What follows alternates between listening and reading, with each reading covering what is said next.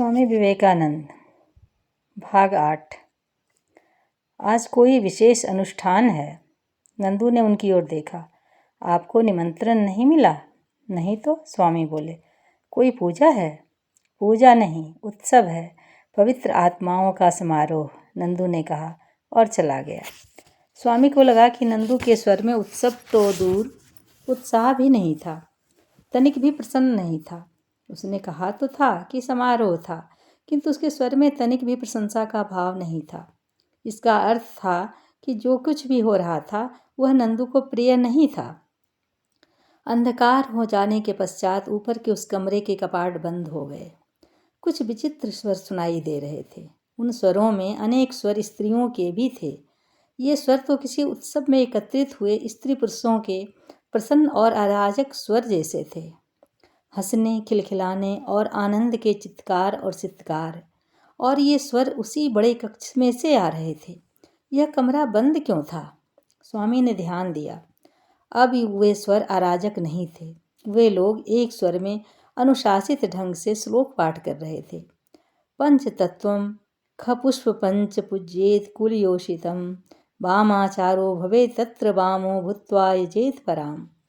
स्वामी के मन में जैसे धमाका हुआ। ये कहीं पंचम कार का सेवन करने वाले वामाचारी साधक तो नहीं हैं? तभी उन्होंने सुना, मध्यैर मानसै अस्तथा मतस्यैर मुद्रया मैथुनैरपि। तो स्वामी अनजाने ही उन लोगों के मठ में आ गए हैं जो कामोपासक हैं, यौन सुख के साधक हैं। पता नहीं किस किस प्रकार की बीभत्स उपासनाएं करते होंगे। अपनी वासनाओं को उपासना का नाम देते होंगे। अपनी कामुकता को पूजा कहते होंगे। भोग को तपस्या मानते होंगे।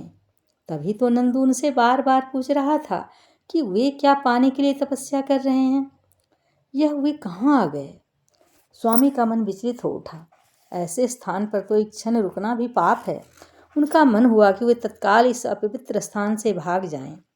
वे उठे, अपना कंबल लपेटा और कमंडल उठा लिया। स्वामी बरामदे के अंत तक आए, किंतु सीढ़ियों तक नहीं पहुंच सके। वहां सीखचों वाले दरवाजे पर ताला लटक रहा था। रात का समय था। दरवान ताला लगाकर सोने चला गया होगा। उन्हें सूर्योदय की प्रतीक्षा करनी ही होगी। कल प्रातः की उपासना भी यहीं इसी अपवित्र मठ में करनी होगी। उसके पश्चात उन्हें नींद नहीं आई। पहले तो ध्यान करने का विचार आया, किंतु फिर वे गुरु के नाम का जप करने बैठ गए। स्वामी सारी रात जप करते रहे। सूर्य की पहली किरण के साथ वे अपने कमरे से निकल आए, सीढ़ियों तक पहुँचे। फाटक का ताला तो नहीं खुला था, किंतु दरबान वहीं बैठा था। ताला खोलो भाई, आपको बाहर से जो कुछ चाहिए आज्ञा करें, मैं यहीं ला दूंगा। मुझे बाहर से कुछ नहीं चाहिए, स्वामी बोले। मैं स्वयं बाहर जाना चाहता हूँ। पर क्यों? दरबान ने कुछ अधिकार से पूछा। क्योंकि मैं अब यहाँ और रुकना नहीं चाहता, स्वामी बोले। मैं यह मठ छोड़ना चाहता हूँ। बड़े महाराज से पूछ लिया क्या? इसमें बड़े महाराज से पूछने की क्या आवश्यकता है? हमें यह आदेश है कि आपको उनसे पूछे बिना बाहर न जाने दिया जाए। दरबान कुछ रुखाई से बोला। तो क्या मैं उनका बंदी हूँ? आप जो भी समझें, दरबान ने मुंह फेर लिया। बड़े महाराज अपने कक्ष में अकेले ही बैठे थे। बैठो प्रियदर्शन, उन्होंने बहुत मधुर ढंग से कहा। स्वामी कहना चाहते थे उनका नाम प्रियदर्शन नहीं था, किंतु मौन रहे। बड़े महाराज ने संज्ञा से नहीं, विशेषण से उन्हें पुकारा था। स्वामी बैठ गए। आपको यहाँ कोई कष्ट है? शारीरिक कष्ट तो कोई नहीं है महाराज। तो फिर मठ क्यों त्यागना चाहते हैं? द्वार द्वार भिक्षा मांगने के लिए और वृक्षों के नीचे सोने के लिए?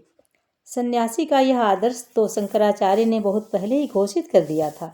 स्वामी बोले, कष्टों से भयभीत होकर तो कोई सन्यासी नहीं हो सकता।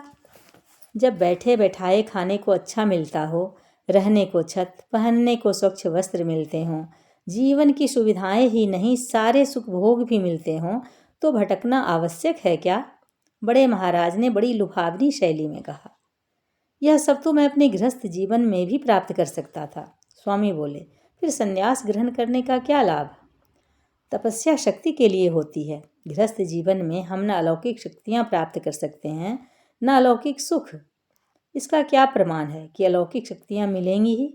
स्वामी जान रहे थे कि अब वे जिज्ञासा नहीं कर रहे, बड़े महाराज से विवाद कर रहे थे। शक्ति मिलती है, शक्ति के साथ सुख मिलता है। ऐसा अलौकिक सुख आज तक किसी गृहस्थ को मिला है जो सुख हम सन्यासी यहाँ भोगते हैं?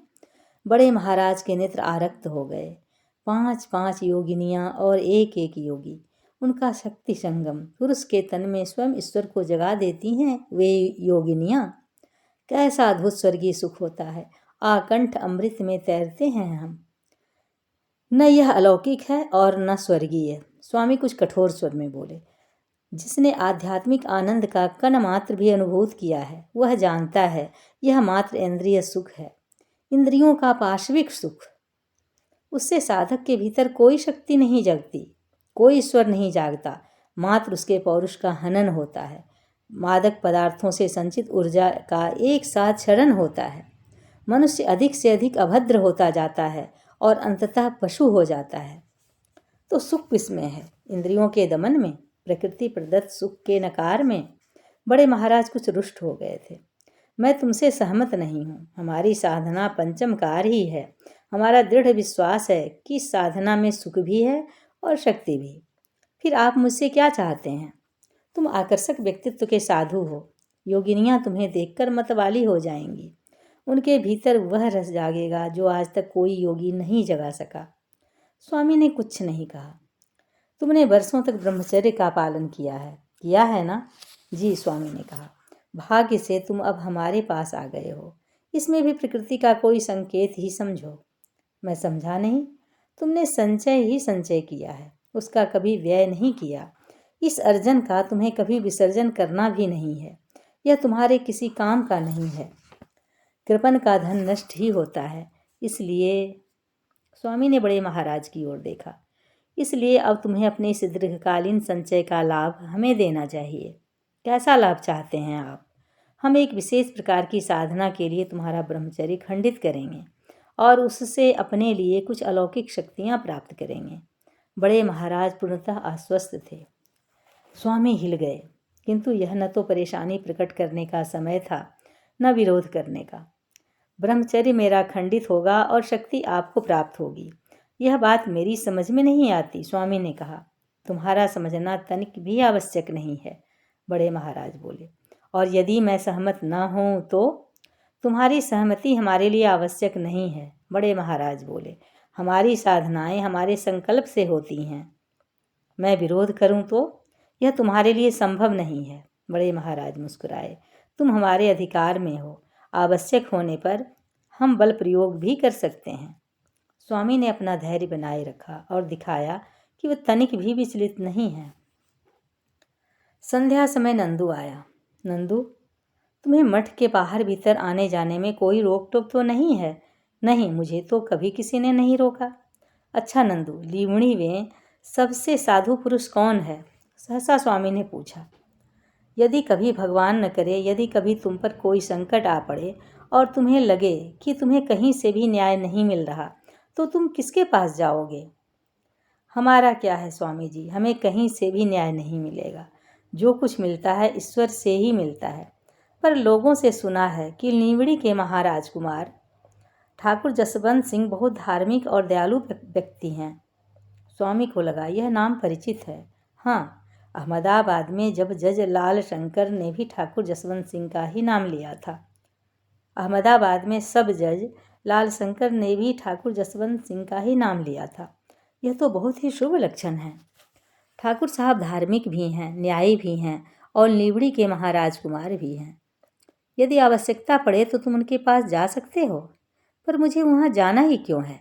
मेरा एक काम है, स्वामी बोले। मेरा एक संदेश उन तक पहुँचा दो। संदेश? नंदू चकित था। आप उन्हें जानते हैं क्या? नहीं, मैं नहीं जानता, किंतु मैं एक संकट में हूँ, स्वामी बोले। नंदू, तुम्हें एक गोपनीय बात बता रहा हूँ। तुम्हारे इस मठ के बड़े महाराज ने मुझे बंदी कर लिया है। बंदी? मुझे यहाँ से निकलने के लिए ठाकुर जसवंत सिंह की सहायता चाहिए। अच्छा, मैं आपके लिए चाय लाता हूँ। नंदू लौटा तो उसके हाथ में चाय का प्याला था। स्वामी ने उसकी ओर देखा। चाय लाया हूँ, नंदू बोला। चाहे तो पी लें, चाहे तो फेंक दें। फिर कोयले का एक टुकड़ा भी लाया हूँ। जो लिखना हो इस प्याले पर लिख दें, मैं उसे ठाकुर साहब को दे आऊँगा। स्वामी नंदू की समझदारी पर मुग्ध हो गए, किंतु वे समझ रहे थे प्याले पर कोई पत्र नहीं लिखा जा सकता था, 2-4 शब्द ही लिखे जा सकते थे। पर बाहर जाते हुए उन्होंने तुम्हारे हाथ में प्याला देखकर रोक लिया तो प्याला तोड़ दीजिए, कहूँगा फेंकने जा रहा हूँ, उन्होंने लिखा। मुझे मुक्त कराएं, इससे अधिक लिखने का स्थान ही नहीं था। लो नंदू, अब मेरी लाज तुम्हारे हाथ में है। स्वामी ने प्याला उसकी ओर बढ़ा दिया। यदि प्याला मठ वालों के हाथ पड़ गया तो हम दोनों की ही कुशल नहीं है। यदि ठाकुर साहब तक पहुंच सको तो भी इस पर लिखा हुआ कुछ नहीं कह पाएगा। मेरी स्थिति के विषय में तुम्हें ही सब कुछ बताना पड़ेगा। नंदू ने उनके चरण छुए और चल पड़ा। नंदू, स्वामी ने उसे रोका, यदि प्याला मठ के किसी व्यक्ति के हाथ पड़ गया और उसने संदेश पढ़ लिया तो उसे क्या उत्तर दोगे? उसमें क्या है? नंदू हंसा। कहूँगा कि यह तो ईश्वर से प्रार्थना है, किसी संसार से मुक्ति नहीं चाहिए। वह रुका। ठाकुर जसवंत सिंह के सिपाही अभी अभी स्वामी को मठ से छुड़ाकर राजप्रसाद में ले आए थे। ठाकुर ने स्वामी पर एक भरपूर दृष्टि डाली और जैसे अभ्यासवश ही हाथ जोड़कर प्रणाम किया। स्वामी ने उनकी ओर देखा। वे कर्मठ पुरुष लगते थे। बताया गया था कि वे नीवड़ी के युवराज हैं। महाराज वृद्ध होंगे, इसलिए युवराज ही राजकाज देख रहे होंगे। स्वामी ने आशीर्वाद की मुद्रा में अपना दाहिना हाथ उठा दिया। आसन ग्रहण करें स्वामी जी, ठाकुर साहब ने कहा और अपने सिपाहियों की ओर देखा। कोई कठिनाई तो नहीं हुई? कोई विरोध प्रतिरोध? नहीं कुंवर साहब, कुछ भी नहीं हुआ, एक सिपाही ने बताया। हमने फाटक पर से दरबान को बांध लिया और स्वामी जी के कमरे में पहुंच गए। वहां से स्वामी जी को साथ लिया। दरबान को फाटक पर छोड़ा और कहा कि वह अपने बड़े महाराज को बता दे कि युवराज के आदेश से हम स्वामी जी को अपने साथ ले जा रहे हैं। उन्हें कुछ कहना हो तो महाराज की सेवा में उपस्थित हों। अच्छा हुआ कि कोई खून खराबा नहीं हुआ, युवराज बोले। अच्छा, तुम लोग जाओ। युवराज बैठ गए। स्वामी जी, आपके विषय में आपके उस भक्त ने मुझे बहुत कुछ बताया है। वह व्यक्ति बहुत समझदार है। जी, शायद आप भी उसे अधिक नहीं जानते, युवराज बोले। वह अपनी आध्यात्मिक जिज्ञासाओं के चलते बहुत दिनों से उस मठ में जा रहा है और सदा निराश हुआ है। मुझे मालूम नहीं कि आप मठ से कितने रुष्ट हैं, किंतु वह तो उस मठ को नष्ट करवा देना चाहता था। वह तो चाहता था कि मैं मठ के प्रत्येक सन्यासी को बंदी कर लूं। तो क्या आपके लिए भी ऐसे प्रयोगों को रोकना संभव नहीं है? स्वामी ने कहा। वे धर्म के लिए ही नहीं, आपकी प्रजा के लिए भी बहुत घातक हैं। जाने कितने लोग धर्म के नाम पर वहां जाकर अपना चरित्र ही भ्रष्ट नहीं कर रहे, अपनी आत्मा का भी नाश कर रहे हैं। आप मुझसे अधिक ही जानते हैं स्वामी जी कि धर्म के नाम पर संसार में कितने ही प्रकार के अनर्थकारी प्रयोग होते हैं। अपनी प्रजा की भावनाओं का ध्यान कर शासन उनमें तब तक हस्तक्षेप नहीं करता जब तक वे सार्वजनिक रूप से कोई अपराध नहीं करते। युवराज बोले। यदि वे आपको ना छोड़ते और सिपाहियों का प्रतिरोध करते तो संभवतः हम आपको बंदी बनाए रखने के आरोप में उनको कोई दंड दे सकते। पर वहाँ वह विचार हो रहा है। वहाँ जो भी लोग जाते हैं वे अपनी इच्छा से जाते हैं, स्त्रियां हों या पुरुष। उनमें से कभी किसी ने शिकायत नहीं की है। युवराज बोले। मेरी दृष्टि बहुत दिनों से उस मठ पर है, इसीलिए नंदू के आते ही मैं सिपाही भेज सका, किंतु अभी तक ऐसा कोई कारण नहीं मिला है कि वहाँ के बड़े महाराज को किसी आपराधिक कांड में लिप्त प्रमाणित किया जा सके। उसका भी कोई विशेष लाभ नहीं है। वस्तुतः हमें अपनी जनता को ही अधिक जागरूक बनाना होगा। उन्हें बताना होगा कि धर्म वस्तुतः क्या है। सामान्यतः लोग किसी चमत्कार के लोभ में ऐसे तांत्रिकों के पास जा फंसते हैं। मैं ईश्वर से आपके लिए प्रार्थना करूंगा। स्वामी उठ खड़े हुए। अच्छा, अनुमति हो तो मैं चलूं? वैसे तो आप सन्यासी हैं, निरंतर भ्रमण करते हैं, जाने कैसे कैसे स्थानों पर ठहरते होंगे, किंतु एक बात मैं आपसे कहना चाहता हूँ। स्वामी ने उनकी ओर देखा। बिना देखे भाले, बिना सोचे समझे ऐसे ही किसी डेरे पर मत ठहर जाया कीजिए। संसार में जितना धर्म है उससे कहीं अधिक अधर्म भी है।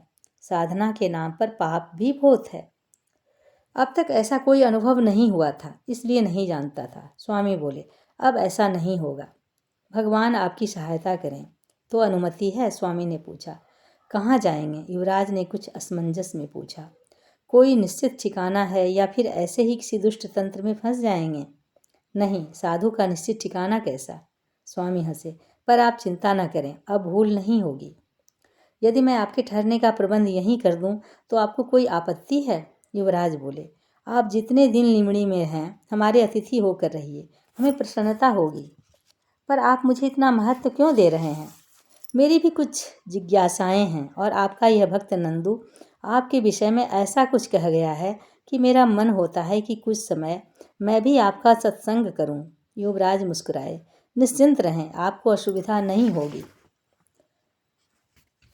जूनागढ़ पहुंचकर स्वामी दिन भर तो नगर भ्रमण करते रहे। जो कुछ महत्वपूर्ण लगा उसे देखते निरखते रहे, किंतु संध्या घनी होने से पहले ही वे रियासत के दीवान हरिदास बिहारी दास देसाई के निवास पर जा पहुंचे। प्रणाम स्वामी जी, दीवान जी ने कहा। पधारिए, मैं तो पिछले सप्ताह से ही आपकी प्रतीक्षा कर रहा हूँ। आप मुझे जानते हैं? कुछ जानता हूँ, कुछ जानना चाहता हूँ। दीवान जी उनको मार्ग देने के लिए एक ओर हटते हुए बोले। आप भीतर तो आए, बाहर क्यों खड़े हैं?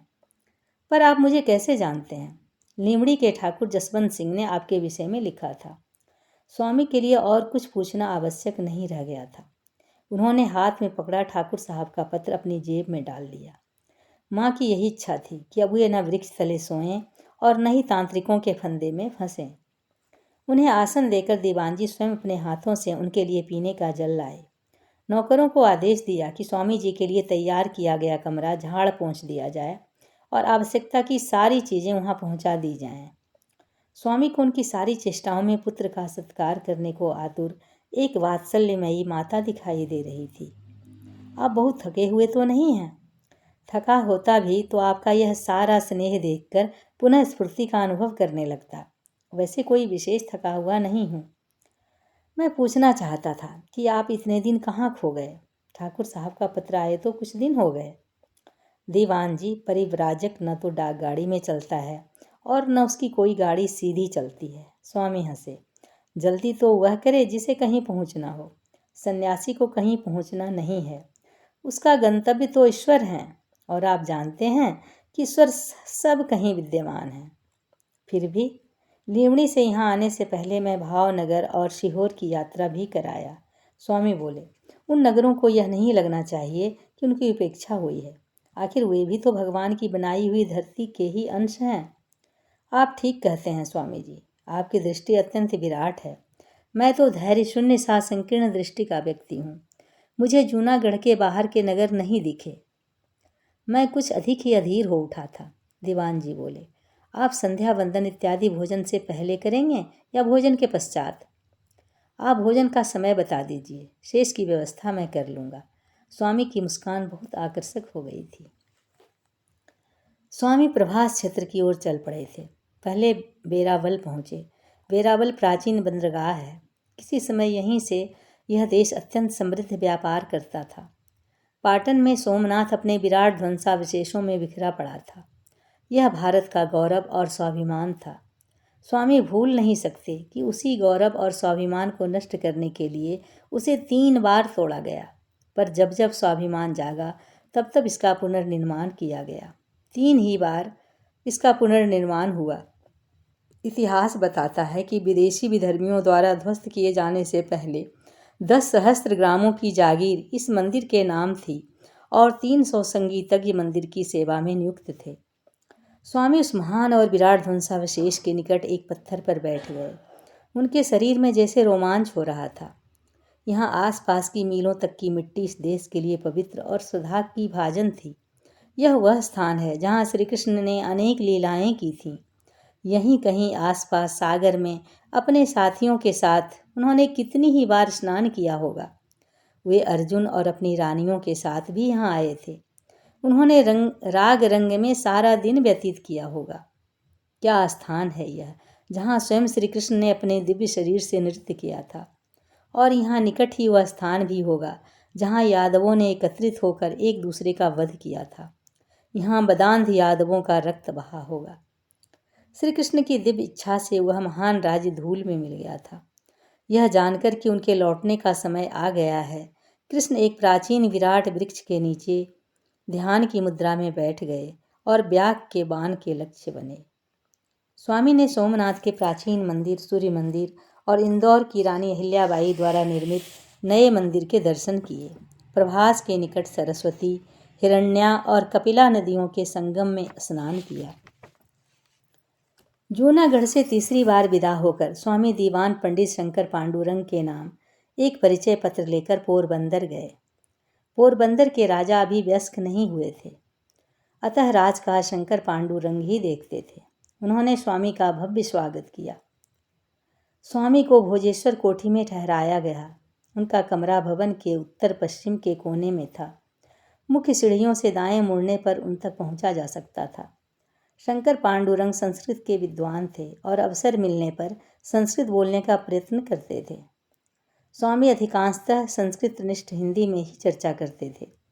कुछ लोग मान लेते थे कि वे हिंदी में संस्कृत और बांग्ला के शब्द बोल रहे हैं। वे सायं की सैर के लिए निकल पड़े। दीवान जी भोजेश्वर की मरुभूमि में सैर करने जाया करते थे। आज भी वे उसी ओर चल पड़े। स्वामी के हाथ में उनका दंड था और दीवान जी के पास उनका भाला। कुछ दूर चलकर पांडुरंग ने कहा, स्वामी जी, शायद आपका ध्यान इस ओर गया हो कि मैं इन दिनों वेदों का अनुवाद कर रहा हूँ। जानता हूँ पंडित जी कि आप वेदों के विद्वान हैं और आजकल उनमें काफ़ी गंभीर रूप से डूबे हुए हैं। मैं अपने ज्ञान और विद्वता की बात नहीं कर रहा हूँ। पांडुरंग कुछ संकोच पूर्वक बोले, वस्तुतः मैं आपकी विद्वता से इतना प्रभावित हुआ हूँ कि चाहता हूँ कि आप मेरे अनुवाद कार्य में मेरा मार्गदर्शन करें। नहीं कर सकता, स्वामी ने अत्यंत सपाट वाणी में कहा। पांडुरंग ने चकित होकर उनकी ओर देखा। कोई इतनी निर्ममता से किसी को कैसे मना कर सकता है?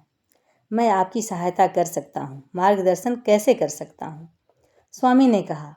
पांडुरंग को लगा उनकी रुकी हुई श्वास निश्वास प्रक्रिया जैसे फिर से चल पड़ी थी। ठीक ही कह रहे थे स्वामी। काम वे कर रहे थे तो दूसरा व्यक्ति उनकी आवश्यकता के अनुसार सहायता ही कर सकता था। कोई उनका मार्गदर्शन कैसे कर सकता था? मैं वेदों का अनुवाद कर रहा हूँ, पांडुरंग बोले। मैं चाहता हूँ कि मैं उनका हिंदी और गुजराती रूप प्रस्तुत करूँ। आपका ज्ञान मेरा सहायक हो तो उसमें कुछ आभा उत्पन्न हो सकेगी। जब तक मैं पोरबंदर में हूँ तब तक जो कुछ हो सकेगा अवश्य करूँगा। स्वामी बोले, उसमें मेरा ही स्वार्थ है पंडित जी। आपका स्वार्थ? मेरे ज्ञान में भी कुछ निखार आएगा। मेरा अध्ययन विस्तृत और गंभीर होगा। वे रुके। यदि आप अनुमति दें तो मैं अपना पाणिनि के महाभाष्य का अध्ययन भी पूरा कर लूँ। उसमें आप मेरे सहायक होंगे। मेरा अहो भाग्य, पांडुरंग ने कहा। अगली संध्या वे दोनों अपनी दिनचर्या के रूप में उसी मार्ग पर सैर के लिए निकले। चलते चलते सहसा पांडुरंग बोले, स्वामी जी, आपका संस्कृत का अध्ययन हो गया, अंग्रेजी आपको पर्याप्त आती है। आप अब थोड़ा फ्रांसीसी का भी अभ्यास करें। शंकर पांडुरंग ने कहा। उसका क्या होगा पंडित जी? यह भाषा आपके लिए बहुत उपयोगी होगी स्वामी जी, शंकर पांडुरंग ने कहा। आपसे छिपा नहीं है कि यदि आधा संसार अंग्रेजी में काम करता है तो शेष आधे संसार की भाषा फ्रांसीसी है। तो मुझे कौन सा सारे संसार में डोलना है? स्वामी हंस पड़े। इस देश में रहकर आप बहुत कुछ नहीं कर सकेंगे। यहाँ बहुत कम लोग आपका महत्व समझ सकेंगे। आपको तो यूरोप और अमेरिका जाना चाहिए, जहाँ लोग आपको और आपके महत्व को समझ सकें। आप अपने सनातन धर्म का प्रचार कर पाश्चात्य संस्कृति के विषय में भी संसार को बहुत कुछ नया समझा सकते हैं। किंतु आपने मुझे फ्रांसीसी पढ़ने का परामर्श दिया है। मेरा विचार है कि जब आप लंदन जाएं तो पेरिस भी अवश्य जाएं। पांडुरंग बोले, नए विचारों का जैसा स्वागत पेरिस में होता है वैसा संसार में और कहीं नहीं होता। इस संदर्भ में वे अंग्रेजों की तुलना में कहीं अधिक उदार हैं। आप ठीक कह रहे हैं, स्वामी बोले, किंतु आपको नहीं लगता कि विदेश में प्रचार से अधिक महत्वपूर्ण है अपने देश का आध्यात्मिक उत्थान? उसके लिए यहाँ बहुत लोग प्रयत्न कर रहे हैं। पांडुरंग बोले, देख रहा हूँ। स्वामी बोले, अपने देश को जकड़ने वाली रूढ़ियों को देख रहा हूँ। नागों के समान उन्होंने इस देश को अपनी कुंडली में बांध रखा है। उनके रहते आध्यात्मिक विकास कैसे होगा? पर लोग उन रूढ़ियों को तोड़ भी तो रहे हैं, पांडुरंग बोले। स्वामी ने निश्वास छोड़ा। उनका स्वर अवसादपूर्ण था। आपको नहीं लगता पंडित जी कि उन रूढ़ियों की अपनी सीमाएं हैं और रूढ़ियां तोड़ने का प्रयत्न करने वाले समाज सुधारकों की अपनी? लगा तो मुझे भी है, बात कुछ ऐसी ही है। सब और तुच्छ ईर्ष्याएं हैं। स्वार्थ हैं, वैर, विरोध और शत्रुताएं हैं। सामंजस्य का सर्वथा अभाव है। स्वामी बोले, भारत में सर्वश्रेष्ठ होने की योग्यता है, जगत गुरु बनने की क्षमता है।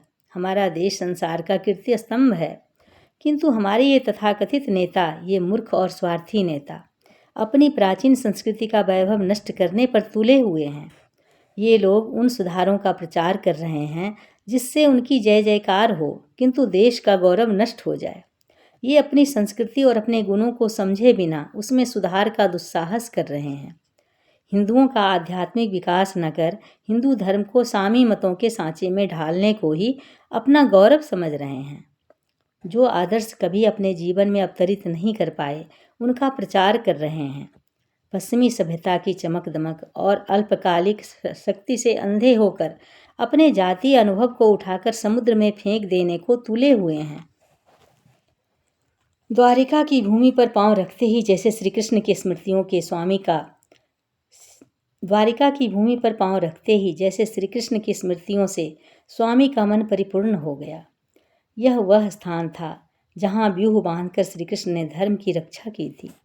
यहाँ न काल यवन जैसा राक्षस उनका कुछ बिगाड़ सकता था, न जरासंध जैसा दैत्य। जरासंध के सारे अधर्मी और पापी मांडलिक राजा उनका कोई अहित नहीं कर सके। यही श्री कृष्ण की द्वारिका थी, जिसमें यादव देवताओं के समान निर्भीक होकर वैभवपूर्ण जीवन व्यतीत कर रहे थे। यहीं उनका कोट था, मंदिर थे, अग्निशालाएं थी, आश्रम थे। इन्हीं आश्रमों में घूम घूम कर कृष्ण ने उपनिषदों पर चर्चाएं की होंगी, उन्हें मथ कर उनका नवनीत निकाला था, गीता का साक्षात्कार किया था। यहीं वह रैवतक पर्वत था जहाँ के मेले जैसे परिवेश में अर्जुन को सुभद्रा की पहली झलक मिली थी। कृष्ण ने उन दोनों का परिचय कराया था और फिर अर्जुन को सुभद्रा के हरण का परामर्श दिया था। बलराम तो सुभद्रा के लिए दुर्योधन का चयन कर चुके थे।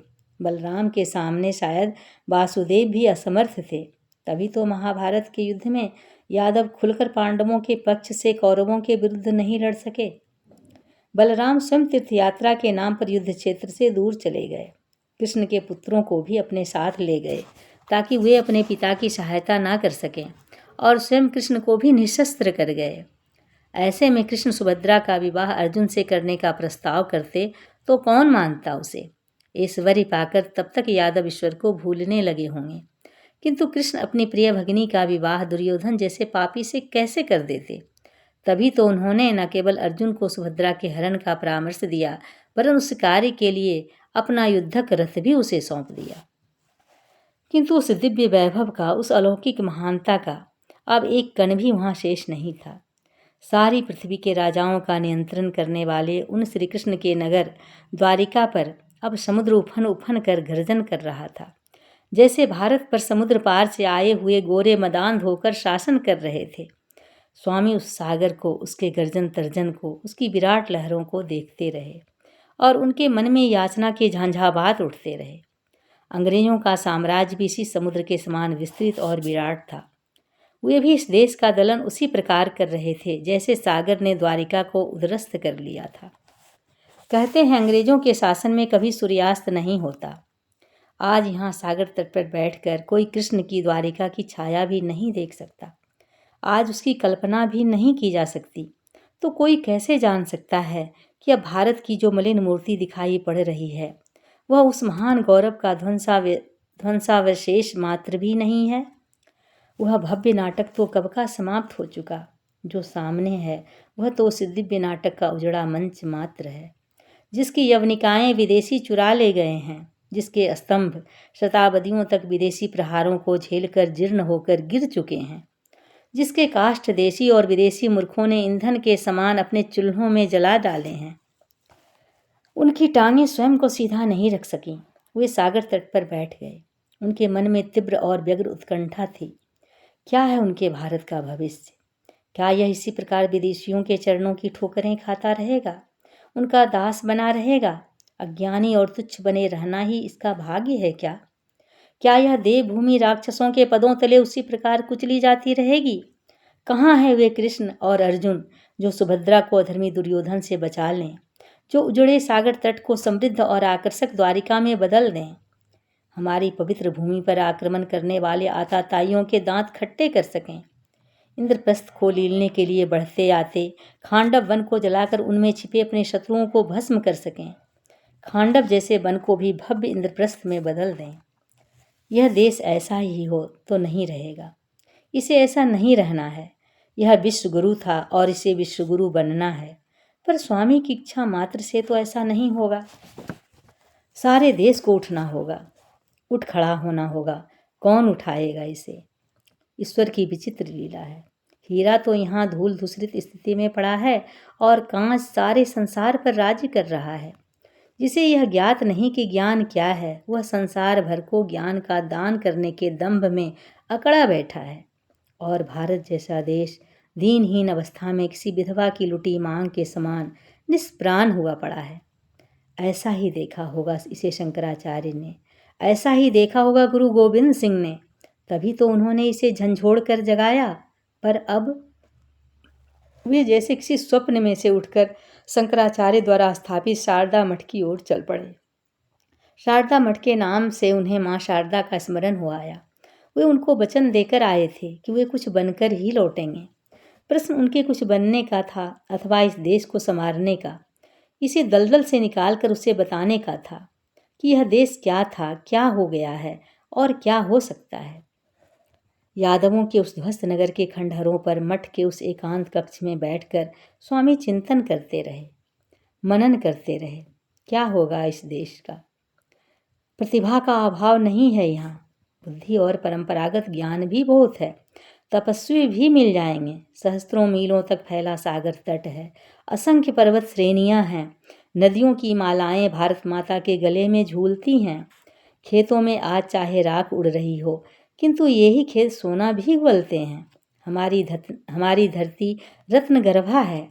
क्या नहीं है हमारे पास? बस एक बार इस देश के चेत जाने की आवश्यकता है। स्वार्थ से पीछा छूटे, ईर्ष्या द्वेष नष्ट हों, कुछ कर गुजरने की इच्छा जागे। क्या नहीं कर सकता यह देश? स्वामी को लगा कि उनके सामने भारत माता की एक मूर्ति उभरी है। मूर्ति मिट्टी की बनी हुई है। उसके चेहरे पर व्यग्रता है। वह विचलित है। वह कसमसा रही है, स्वयं को झिंझोड़ कर जगा रही है।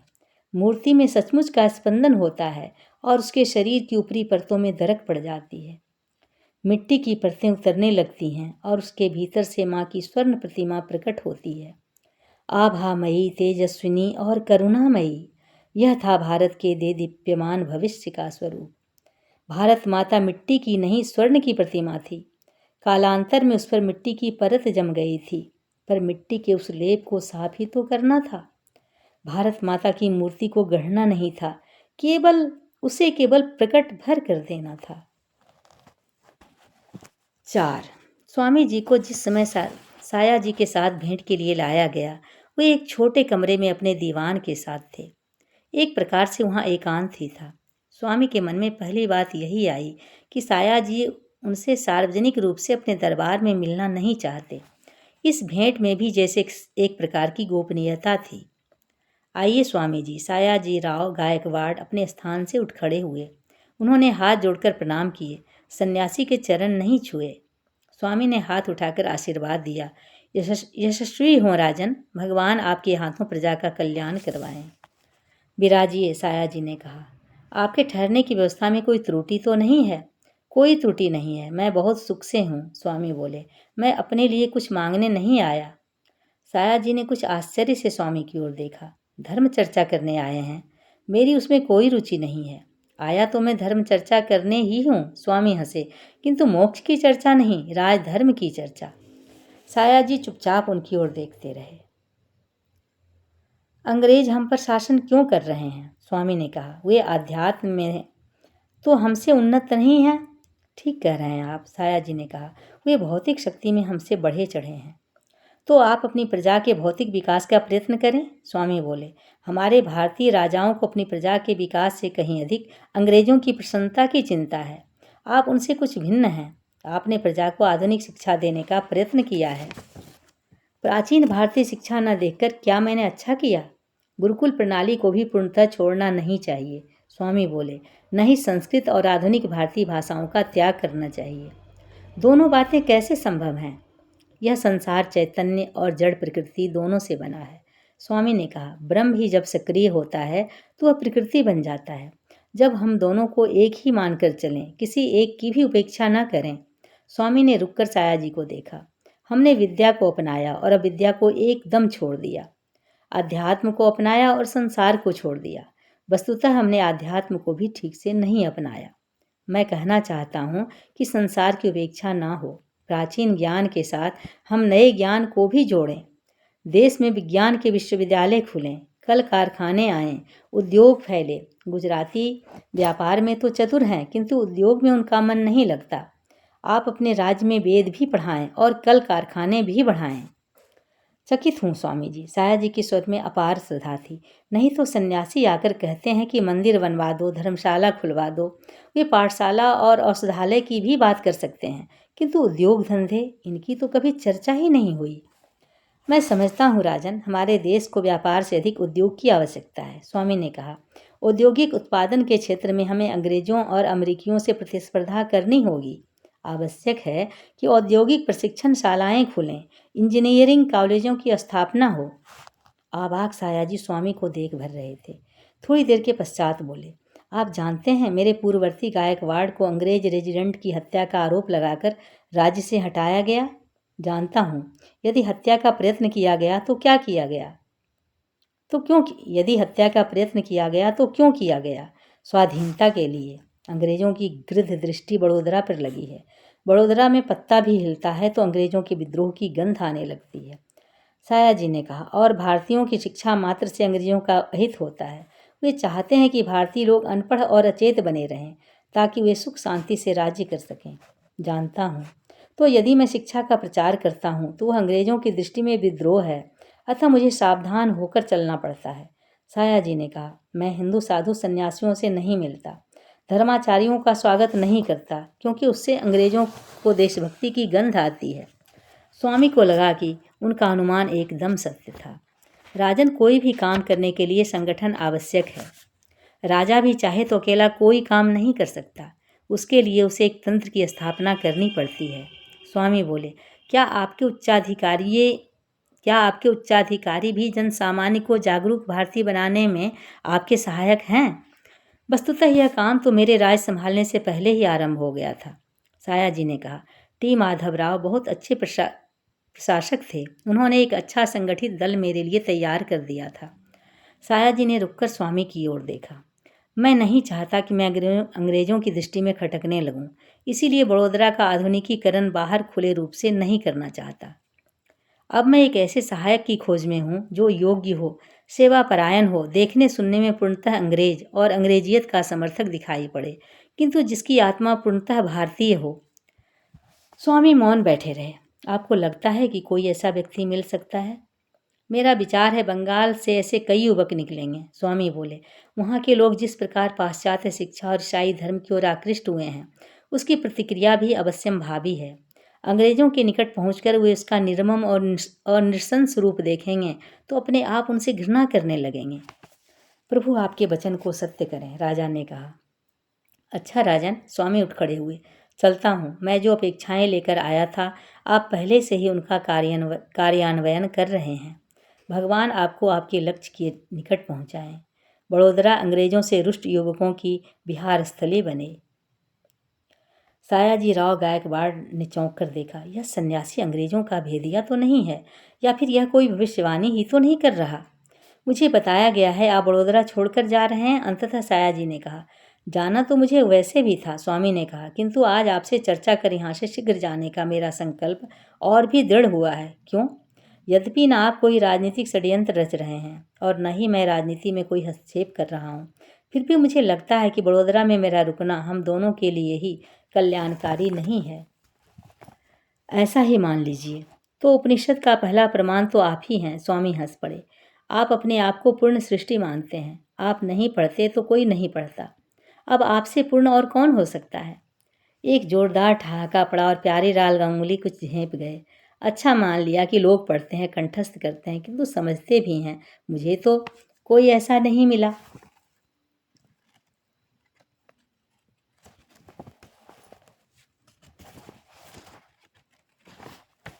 भारतीय प्राचीन शिक्षा न देकर क्या मैंने अच्छा किया? यद्यपि न आप कोई राजनीतिक षड्यंत्र रच रहे हैं न मैं ही राजनीति में कोई हस्तक्षेप कर रहा हूँ, फिर भी मुझे लगता है कि बड़ोदरा में मेरा रुकना हम दोनों के लिए ही कल्याणकारी नहीं है। बैरिस्टर हरिदास चट्टोपाध्याय न्यायालय से लौटे तो उन्होंने अपने द्वार पर एक सन्यासी को खड़े पाया। कहिए महाराज, हरिदास ने बंगाली हिंदी में कहा। एक खाने केऊ साधु भाषा पाया जावे न कि? हरिदास का मुंह विस्मय से खुल गया। आपकी बंगाली न कि? और बिना स्वामी का उत्तर सुने हरिदास उनका स्वागत कर बैठे। आशून आशून। बंगाल से दूर एक बंगाली को देखकर बहुत प्रसन्नता होती है। वे स्वामी को अपने घर के भीतर ले गए, और जो बंगाल से जितनी दूर है वह उतना ही प्रसन्न होता है। ऐसे ही भारत से दूर किसी भारतीय को देखकर प्रसन्नता होगी। स्वामी बोले, उसका अनुभव मुझे नहीं है। अनुभव तो मुझे भी नहीं है। स्वामी बोले, मैंने तो बस आपकी बात का पहलक कुछ व्यापक कर दिया है। हम बंगाली हैं, यह ठीक है, किंतु हमें स्वयं को वहीं तक सीमित रखना चाहिए। मनुष्य बन सकें तो सबसे अच्छा, ना हो तो भारतीय तो बन ही जाना चाहिए। हम तो यहाँ बंगालियों को ही जोड़ नहीं पा रहे हैं। हरिदास हंसे। कुछ प्रयत्न आप भी कर देखें। आप यहाँ कितने दिन रुकेंगे? यह तो आश्रय मिलने पर निर्भर है। स्वामी ने कहा, वैसे मैं रामेश्वर जाने का संकल्प कर निकला हूँ। बहुत दिन खंडवा में रहने का विचार नहीं है। तो आप साधु भाषा ना खोजें, मेरे ही घर पर टिक जाएं। हरिदास ने कहा, मैं प्रयत्न करूंगा कि आप यहाँ के बंगाली समाज से मिल सकें। ठीक है, उनसे मिल लूँगा। कुछ धर्म चर्चा हो जाएगी और कुछ संगीत। संगीत? हरिदास की आंखें चमक उठीं। खंडवा के सिविल जज माधव चंद्र बंदोपाध्याय ने स्वामी के सम्मान में अपने घर पर एक भोज दिया। वहीं सारा बंगाली समाज जुटाया। स्वामी जी भोजन से पहले संगीत, धर्म चर्चा बाद में। लोगों ने शोर मचाया। स्वामी हंसे। मेरे संगीत ज्ञान के संदर्भ में आप कुछ जानते भी नहीं हैं, फिर भी संगीत का आग्रह कर रहे हैं। और भोजन के पश्चात आप अपने घर जाकर विश्राम करना चाहेंगे, तो धर्म चर्चा कब होगी? कोई कुछ नहीं बोला। ठीक है, पहले संगीत। स्वामी ने जैसे उनकी बात मान ली। धर्म चर्चा हो ना हो, उपस्थित लोगों में उत्साह की लहर उठी। यह स्वामी काफ़ी उदार और आधुनिक लगता है। स्पष्ट था, धर्म चर्चा के लिए वे लोग अधिक उत्सुक नहीं थे। स्वामी ने गाया, ओम पूर्णमदः पूर्णमिदं पूर्णात् पूर्णमुदच्यते पूर्णस्य पूर्णमादाय पूर्णमेवावशिष्यते। इन पंक्तियों को स्वामी ने घुमा फिराकर अनेक बंदिशों में गाया। उनके स्वर का जादू स्पष्ट ही सबको बांध रहा था। स्वामी मौन हुए तो एक प्रकार की मरमर ध्वनि उठी, जैसे लोग शिकायत कर रहे हों। क्या बात है, आप लोगों को मेरा गायन प्रीतिकर नहीं लगा? स्वामी मुस्कुरा रहे थे। नहीं, ऐसी बात नहीं है स्वामी जी। हरिदास बोले, शब्द, स्वर और संगीत तो अद्भुत है, किंतु किसी को अर्थ समझ में नहीं आया। आप शायद उपनिषद से गा रहे हैं और उससे लोगों का परिचय नहीं है। हाँ, यह ईशावास्योपनिषद का पहला मंत्र है। स्वामी बोले, संगीत से तो आपका परिचय कोई भी करवा देगा, किंतु उपनिषद की चर्चा सन्यासी भी ना करे तो कौन करेगा हरिबाबू? बात तो ठीक है, किंतु उपनिषद समझ में भी तो आना चाहिए। बहुत सरल अर्थ है। स्वामी बोले, ऋषि ने कहा है कि वह पूर्ण है, यह भी पूर्ण है। पूर्ण में से पूर्ण ही उत्पन्न होता है, और यदि पूर्ण में से पूर्ण को निकाल लें तो भी पूर्ण ही शेष बचता है। यह कविता है या पहेली? प्यारेलाल गांगुली ने टिप्पणी की। हमारे धर्म ग्रंथों में ऐसी उटपटांग बातें भरी पड़ी हैं, इसीलिए तो कोई उनको पढ़ता नहीं है। प्यारेलाल गांगुली वकील थे और संस्कृत के अच्छे जानकार थे। उनका अहंकार किसी से छिपा हुआ नहीं था। सत्य कहा आपने। जिन मंत्रों को सहस्त्रों वर्षों से लोग अपने गले का हार बनाए हुए हैं, उनके विषय में आपका विचार है कि उनको कोई पढ़ता नहीं है, क्योंकि आपने उन्हें नहीं पढ़ा। स्वामी बोले, ऐसा ही मान लीजिए। तो उपनिषद का पहला प्रमाण तो आप ही हैं। स्वामी हंस पड़े। आप अपने आप को पूर्ण सृष्टि मानते हैं। आप नहीं पढ़ते तो कोई नहीं पढ़ता। अब आपसे पूर्ण और कौन हो सकता है? एक जोरदार ठहाका पड़ा और प्यारेलाल गांगुली कुछ झेंप गए। अच्छा, मान लिया कि लोग पढ़ते हैं, कंठस्थ करते हैं, किंतु समझते भी हैं। मुझे तो ऐसा कोई नहीं मिला। हाँ, आपको आज तक कोई नहीं मिला, पर अब आप प्रयत्न करते हैं कि आज आपको ऐसा कोई मिल जाए जो इसका अर्थ समझता हो और आपको भी समझा सकता हो। स्वामी का स्वर अत्यंत गंभीर हो गया।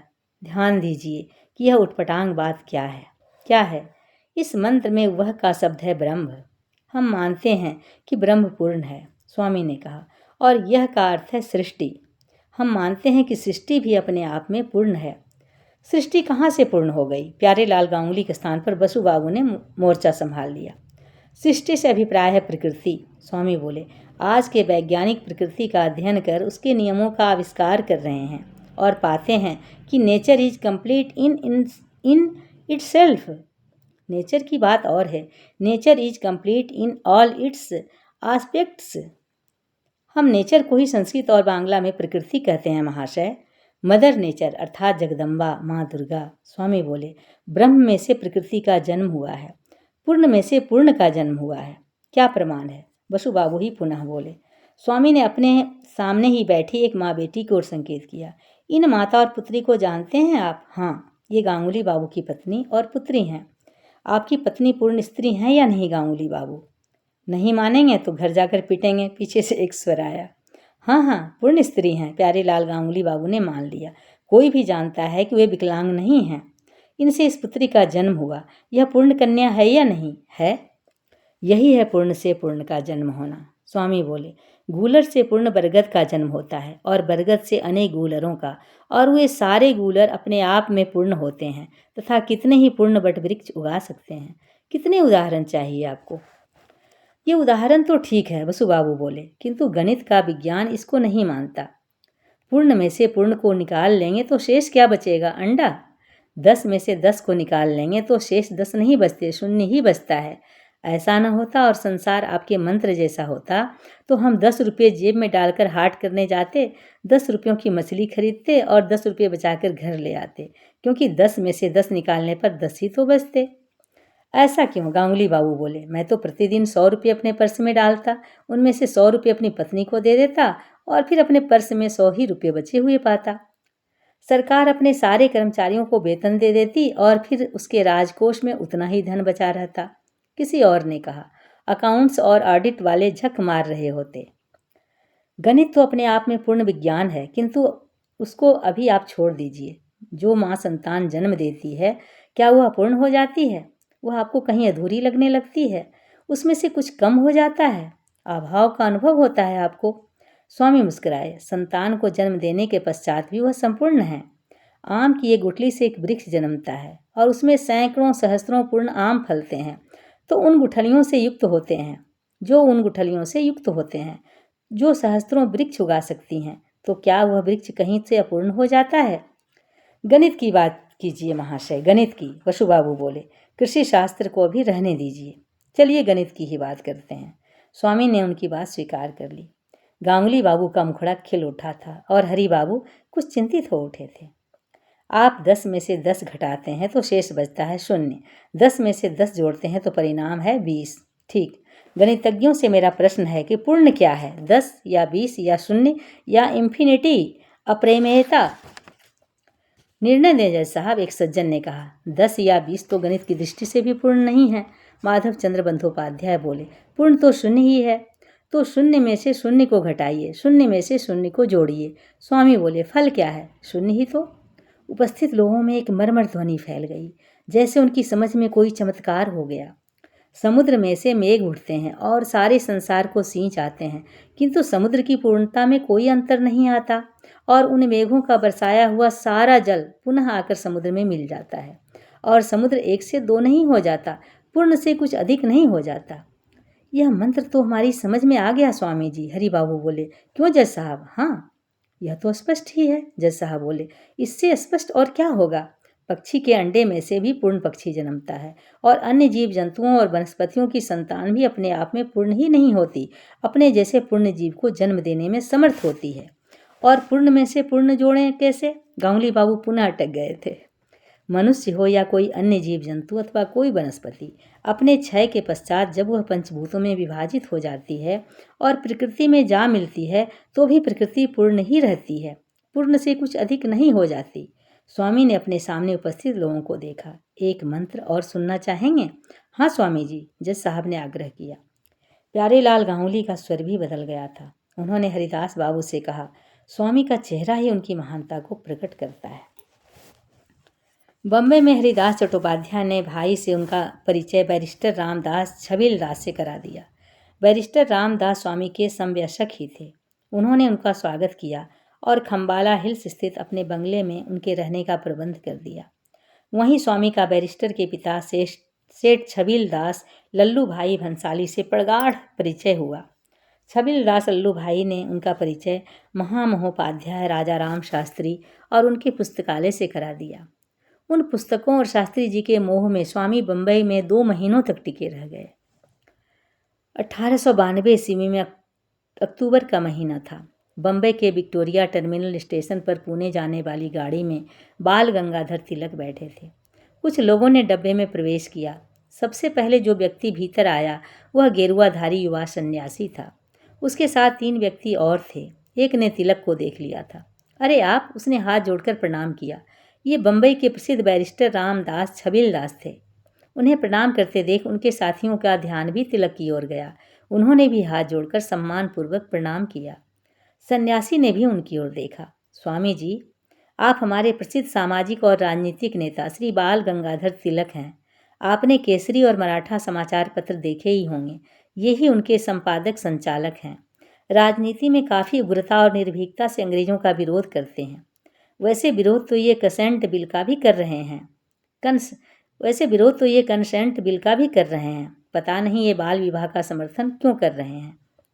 स्वामी ने देखा 35 वर्षों के युवा तिलक अपनी मूँछों में काफ़ी भव्य लग रहे थे। उनके चेहरे पर जो तेज था वह उनकी ऊर्जा का परिचायक था। स्वामी ने हाथ उठाकर अभिवादन किया।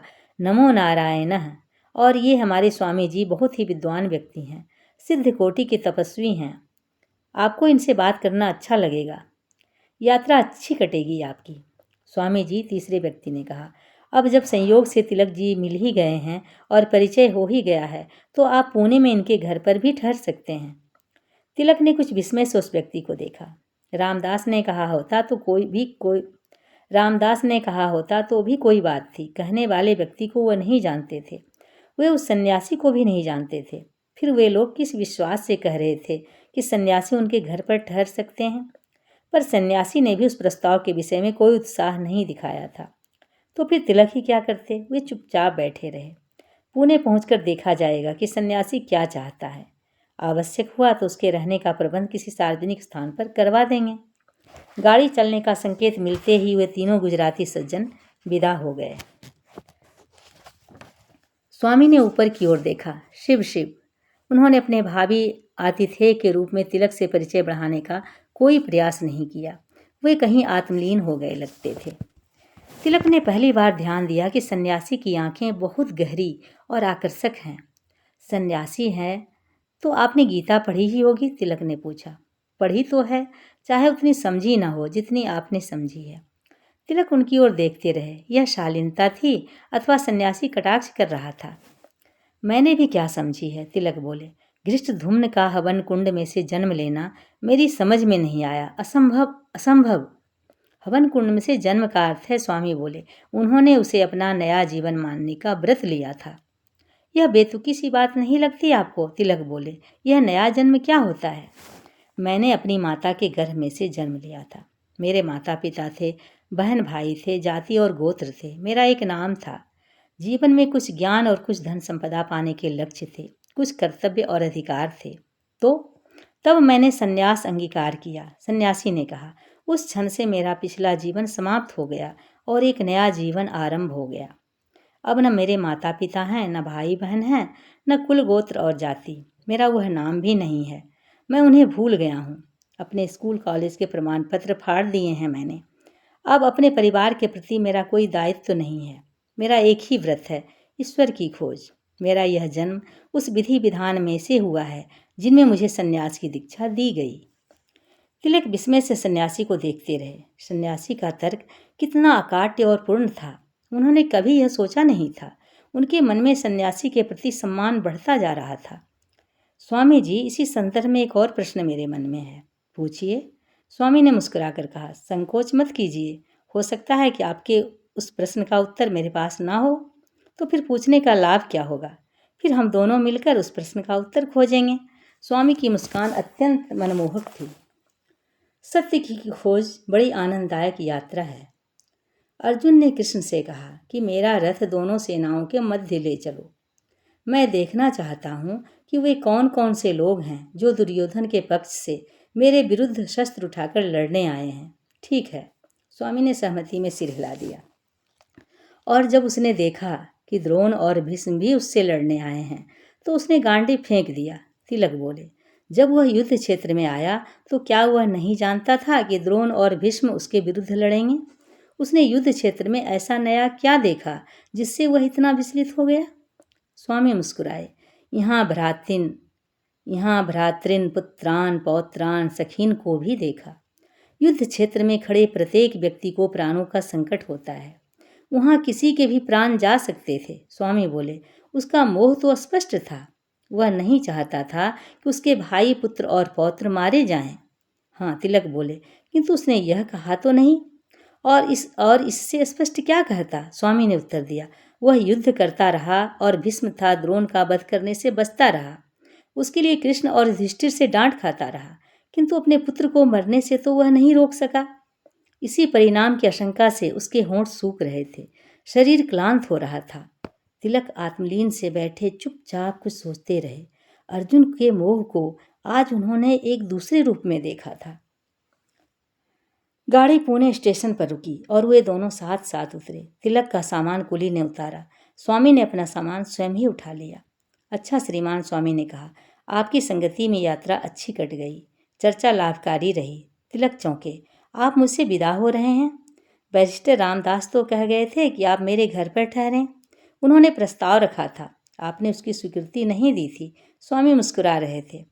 तब मैं आपको जानता ही कितना था, अभी आप मुझे कितना जानते हैं? ठीक है स्वामी जी, तिलक बोले, बिना सोच विचार किए मैं तत्काल किसी प्रस्ताव को स्वीकार नहीं कर सकता। यह मेरे स्वभाव की मर्यादा है। मैं समझता हूँ, मुझे कोई शिकायत नहीं है। तिलक ने जैसे स्पष्टीकरण दिया, किसी अपरिचित को अपने घर में कैसे ठहराया जा सकता है? अंग्रेजों के गुप्तचर? स्वामी हंसे। मैंने आपको कितना जाना और आपने मुझे कितना जाना पता नहीं, किंतु गीता के विषय में मैंने आपके विचार जाने और आपने मेरे। संभव है कि हमने गीता को कुछ अधिक जान लिया हो। मैंने जाना है कि आपकी संगति में कितना जाना जा सकता है। मेरी इच्छा है कि मैं कुछ और समय आपके साथ व्यतीत करूं। मैं राजनीतिक व्यक्ति नहीं हूँ, जान गया हूँ, तिलक बोले, किंतु मैं आध्यात्म से इतना दूर भी नहीं हूँ कि आपसे कोई चर्चा ही न कर सकूं। आपको मेरे कारण कोई असुविधा तो नहीं होगी? नहीं, एकदम नहीं, तिलक बोले। मेरे घर का एक भाग ऐसा भी है जिसमें आप एकांतवास कर सकेंगे। अपनी वकालत और संपादकी के कारण मैं घर पर अधिक रहता ही नहीं।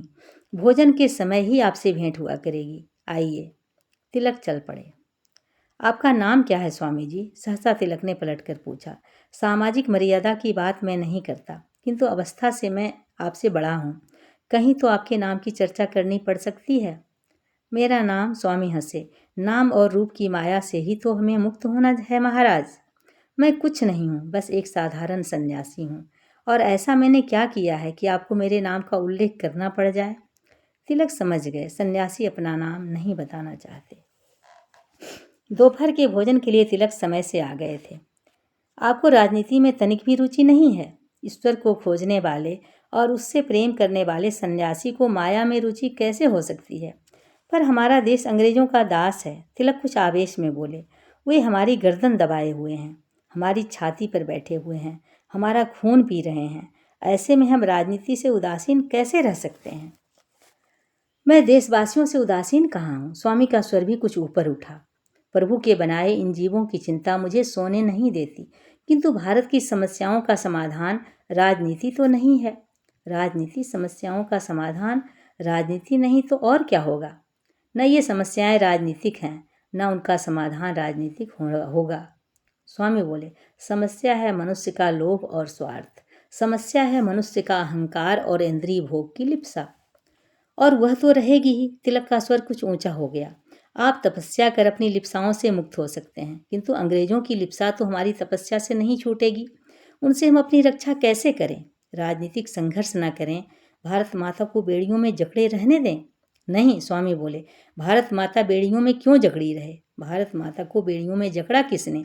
अंग्रेजों की धन और अधिकार लिप्सा ने, अथवा भारत के शासकों के स्वार्थ और लोभ ने? अंग्रेजों की बंदूक ने अथवा भारतवासियों के विलास और कायरता ने, अंग्रेजों के बल ने अथवा भारतीयों की धर्महीनता ने? तिलक मौन रह गए। सचमुच यह चिंतन मनन का विषय था। विदेशी आक्रांताओं का इतिहास क्रूरतापूर्ण अवश्य था, किंतु उस समय के भारत का इतिहास भी तुच्छता, दुर्बलता, मूर्खता और अत्याचारों का ही इतिहास था। हिंदुओं का चरित्र इतना गिरा हुआ ना होता तो विदेशी कैसे यहाँ आकर शासन करने लगते। हम ईर्ष्या द्वेष के मारे एक दूसरे के विरुद्ध विदेशियों की सहायता ना करते तो वे हमारे देश में पग भी कैसे रख सकते। स्वामी ने कहा, पहले हिंदुओं ने अपना धर्म, कर्तव्य, देश प्रेम और बलिदान का आदर्श त्यागा, या पहले विदेशी आक्रांता आकर हमारी छाती पर बैठ गए? आप इतिहास का बहुत बड़ा सत्य रेखांकित कर रहे हैं, किंतु अब तो वह सब हो चुका है। हम शताब्दियों की दास्तां झेल चुके हैं। अब तो अपनी स्वतंत्रता के लिए राजनीतिक संघर्ष करना होगा ना? नहीं, यदि हिंदुओं का चरित्र वैसा का वैसा रहा तो कोई राजनीतिक संघर्ष उन्हें स्वराज्य नहीं दिला सकता। स्वराज्य मिल भी गया और चरित्र ना सुधरा तो पुनः दास्तां घेरेगी। इसलिए तिलक जी, समस्या चरित्र की है। हमें इस देश का चरित्र सुधारना होगा और उसका एकमात्र मार्ग है आध्यात्म। मैं राजनीतिक आंदोलन के स्थान पर आध्यात्मिक अभियान चलाना चाहता हूँ। हिंदू स्वार्थी और लोभी न रहे, वह सेवा की दीक्षा ले, दीन दुखियों पर अत्याचार का अपना शताब्दियों पुराना अभ्यास बंद करे, पीड़ितों को साक्षात भगवान शिव का रूप मानकर उनकी सेवा करे, उनकी उपासना करे और इस सेवा का अवसर देने के लिए उनका कृतज्ञ हो। तभी यह देश स्वाधीन हो पाएगा। तिलक मुग्ध भाव से स्वामी को देखते रहे। क्या देख रहे हैं? आपको इस प्रकार बोलते सुनकर मन में एक विचार आया है। तिलक बोले, क्यों नहीं यहाँ आपके सार्वजनिक भाषण का आयोजन किया जाए? आप हिंदी या अंग्रेजी किसी भी भाषा में बोल सकते हैं।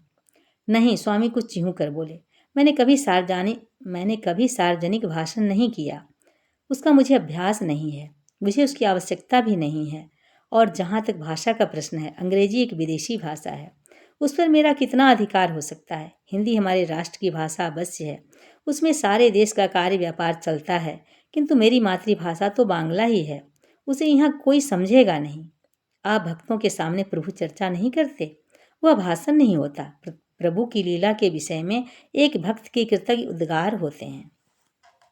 संध्या समय तिलक घर आए, चाय पी, स्वामी से दिन भर की उनकी गतिविधि के विषय में जानकारी प्राप्त कर चुके तो बोले, स्वामी जी, जहाँ तक मैं समझ पाया हूँ, आप बहुत लोगों से मिलना जुलना पसंद नहीं करते, किंतु किसी सभा में जाने में भी कोई आपत्ति है क्या? आपकी मान्यता है कि मैं अधिक लोगों से मिलना जुलना नहीं चाहता, किंतु सभा में भी तो लोग ही होंगे, जितने अधिक लोग होंगे उतनी ही सभा सफल होगी। स्वामी हल्के हल्के मुस्कुरा रहे थे। कहना मैं यह चाहता था कि आप यह तो पसंद नहीं करते कि लोग यहाँ आकर आपको विचलित करें, आपकी दिनचर्या में बाधा डालें, तो क्या आप एक सभा में चलना चाहेंगे जहाँ कुछ भले लोग आपसे मिल सकें और आप कुछ भले लोगों से परिचित हो सकें? कहाँ ले जाना चाहते हैं? हीराबाग में क्लब है, दक्कन क्लब, मैं उसका सदस्य हूँ। आज काशीनाथ गोपीनाथ का भाषण है। किस विषय पर भाषण देंगे? ज्ञात नहीं है, किंतु विषय दर्शन शास्त्र से संबंधित है। तिलक बोले, संभव है विषय आपकी रुचि का हो भी सकता है। स्वामी हंसे, पर महाराज, मेरी रुचि केवल दार्शनिक विषयों तक ही सीमित नहीं है। फिर तो अवश्य चलें। काशीनाथ गोपीनाथ का भाषण जटिल दार्शनिक समस्याओं से संगुफित उत्कृष्ट भाषण था। उस भाषण के पश्चात किसी के पास कुछ कहने को नहीं था। एक तो विषय ही इतना विद्वतापूर्ण था कि अंग्रेजी शिक्षा के उपाधिधारियों की पहुंच वहां तक नहीं थी। दूसरे, बात जिनकी समझ में आ गई थी उन्हें कुछ पूछना ही नहीं था। तीसरे, जो बात समझ में ना आई हो उसके विषय में प्रश्न कैसे पूछा जा सकता था? तिलक ने स्वामी की ओर देखा। आप कुछ कहना चाहेंगे स्वामी जी?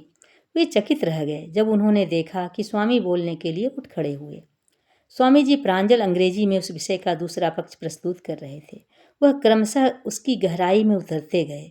विषय वही था, किंतु प्रस्तुति इतनी भिन्न थी कि लगता था कि श्रोता किसी और विषय में सुन रहे हैं। स्वामी ने अपना वक्तव्य पूरा किया तो लोगों ने घड़ी देखी। वे पूरा 1 घंटा बोलते रहे थे। प्रत्येक श्रोता उनकी योग्यता से अत्यधिक प्रभावित हुआ था। सबकी इच्छा थी कि स्वामी और बोलें, अन्य विषयों पर भी बोलें। किसी दिन उनका अकेले का स्वतंत्र भाषण रखा जाए। नगर के अनेक लोग स्वामी के पास आसपास जमा होने लगे। स्वामी उनसे प्रायः गीता और उपनिषदों के विषय में चर्चा करते थे। जब लोग अधिक संख्या में आने लगे, स्वामी ने तिलक से कहा, मैं कल आपसे विदा ले रहा हूँ। अगले दिन घर के किसी सदस्य के जागने से पहले ही वे जा चुके थे। मैं आपके एक मित्र का पत्र लाया हूँ, देखना चाहेंगे? सन्यासी ने हिंदी में कहा। किस मित्र का? भाटे ने अंग्रेजी में पूछा। उत्तर में सन्यासी अत्यंत शुद्ध उच्चारण के साथ अंग्रेजी में ही बोला, मैं राव साहब लक्ष्मण राव गोलवलकर की ओर से आपके नाम एक पत्र लाया हूँ। कौन से गोलवलकर? भाटे ने परीक्षा की दृष्टि से पूछा। कोल्हापुर की महारानी के निजी सचिव। सन्यासी रुका और फिर मराठी उच्चारण में बोला, खानगी करभारी। भाटे एक ओर हट गए और बोले, भीतर आइए। गणपति ने चटाई बिछा दी। स्वामी आकर उस पर बैठ गए। भाटे भी पूरे सम्मान के साथ स्वामी के निकट चटाई पर भी बैठे। सन्यासी ने एक लिफाफा निकाला और भाटे की ओर बढ़ा दिया।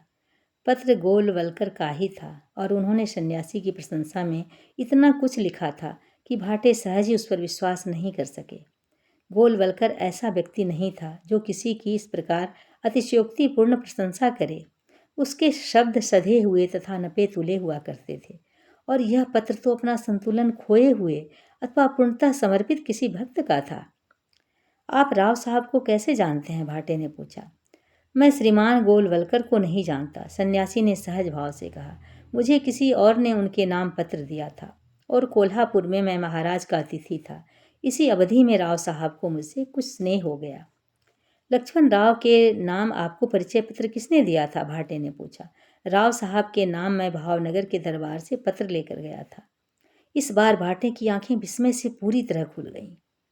यह कैसा सन्यासी है जो एक दरबार से परिचय पत्र लेकर दूसरे दरबार जाता है था? यह सन्यासी है या कोई राजदूत? तत्काल भाटे के मन में संशय जागा। कहीं यह सब झूठ ही तो नहीं? किंतु सत्यासत्य की परीक्षा का उसके पास कोई साधन नहीं था। जब तक उनके पास कोई पुष्ट प्रमाण नहीं था तब तक वे सन्यासी को ठग और इस पत्र को जाली कैसे मान सकते थे? यदि वे ऐसा कुछ करते तो लक्ष्मण राव के प्रति यह अन्याय ही होता। ठीक है, भाटे उठते हुए बोले, आप स्नान ध्यान कर लें, तब तक भोजन तैयार हो जाएगा। संध्या समय भाटे घर लौटे तो कपड़े बदलकर सीधे स्वामी के पास गए। देखा स्वामी लेटे हुए कोई पुस्तक पढ़ रहे थे। क्या पढ़ रहे हैं स्वामी जी? स्वामी उठ बैठे। आ गए वकील साहब? हाँ, आज कचहरी के बाद सीधा घर ही चला आया। भाटे ने कहा, सोचा आज आपके सत्संग का लाभ उठाया जाए। आइए, हमारे पास सिवाय सत्संग के और है ही क्या। शिव शिव, अनुचित ना समझें तो यहीं बैठें, स्वामी ने कहा। नहीं, आइए बाहर बैठते हैं, अच्छा मौसम है, भाटे ने कहा। ऐसा मौसम आप और कहीं नहीं पाएंगे। यह बेलगांव की ही विशेषता है। मेरे देश की प्रत्येक ऋतु प्यारी है। कौन सी ऋतु नहीं है हमारे पास? हमारा भूगोल कितना वैविध्यपूर्ण है। सहस्त्रों वर्ग मील का पर्वतीय क्षेत्र है, सहस्त्रों मील लंबा सागर तट है, सपाट मैदान हैं, घाटियां हैं, वादियां हैं, नदियां हैं, मरुभूमि है। क्या नहीं है हमारे पास? स्वामी उठकर उनके साथ चल पड़े। चलने से पहले उन्होंने पुस्तक गेरुए वस्त्र में लपेटकर वहीं रख दी थी। क्या पढ़ रहे थे स्वामी जी? फ्रांसीसी संगीत के विषय में एक पुस्तक है, स्वामी ने धीरे से उत्तर दिया। भाटे का मन फिर से खटक गया। एक सन्यासी का फ्रांसीसी संगीत से क्या संबंध? कल को यह कहेगा कि मैं फ्रांसीसियों की दावतों में बैंड भी बजाता हूँ, या ईश्वर को जैसे भजन गाकर रिझाया जा सकता है वैसे ही फ्रांसीसी तुरही बजाकर भी रिझाया जा सकता है। पुस्तक अंग्रेजी में है। विचारों के वेग को रोककर भाटे ने अपने मन को किसी और दिशा में मोड़ते हुए कहा, नहीं, फ्रांसीसी में है। स्वामी अन्यमनस्क से बोले। शिव शिव, आप फ्रांसीसी भाषा भी जानते हैं? भाटे मन ही मन सोच रहे थे कि वे सन्यासी के विषय में किस किस बात को लेकर चमत्कृत होंगे। वे उसके विषय में जितना भी जानते जाते हैं उतने ही चकित भी होते जाते हैं। पोरबंदर के दीवान शंकर पांडुरंग शास्त्री ने कुछ कुछ सिखा दी है। थोड़ी सी लैटिन भी पढ़ी थी। संस्कृत के काफ़ी निकट की भाषा है लैटिन। स्वामी ने कहा, काम चलाओ ज्ञान प्राप्त कर लिया है।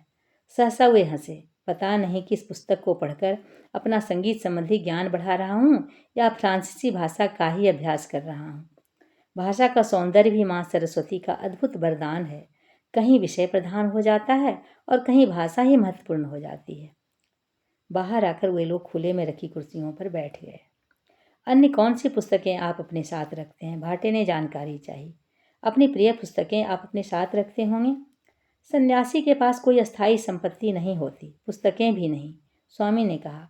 और हमारे लिए प्रिय क्या और अप्रिय क्या, उस सब उसी विभु की विभुता है। स्वामी कुछ रुककर बोले, वैसे इस समय मेरे पास भगवत गीता की एक प्रति है, कुछ उपनिषद हैं, उनको थोड़ा थोड़ा पढ़ता हूँ और कुछ कुछ मनन करता रहता हूँ।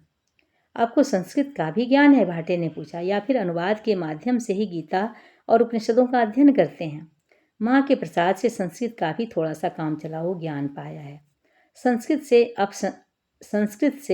असंस्कृत रहकर इस देश की आत्मा को समझना बड़ा कठिन है।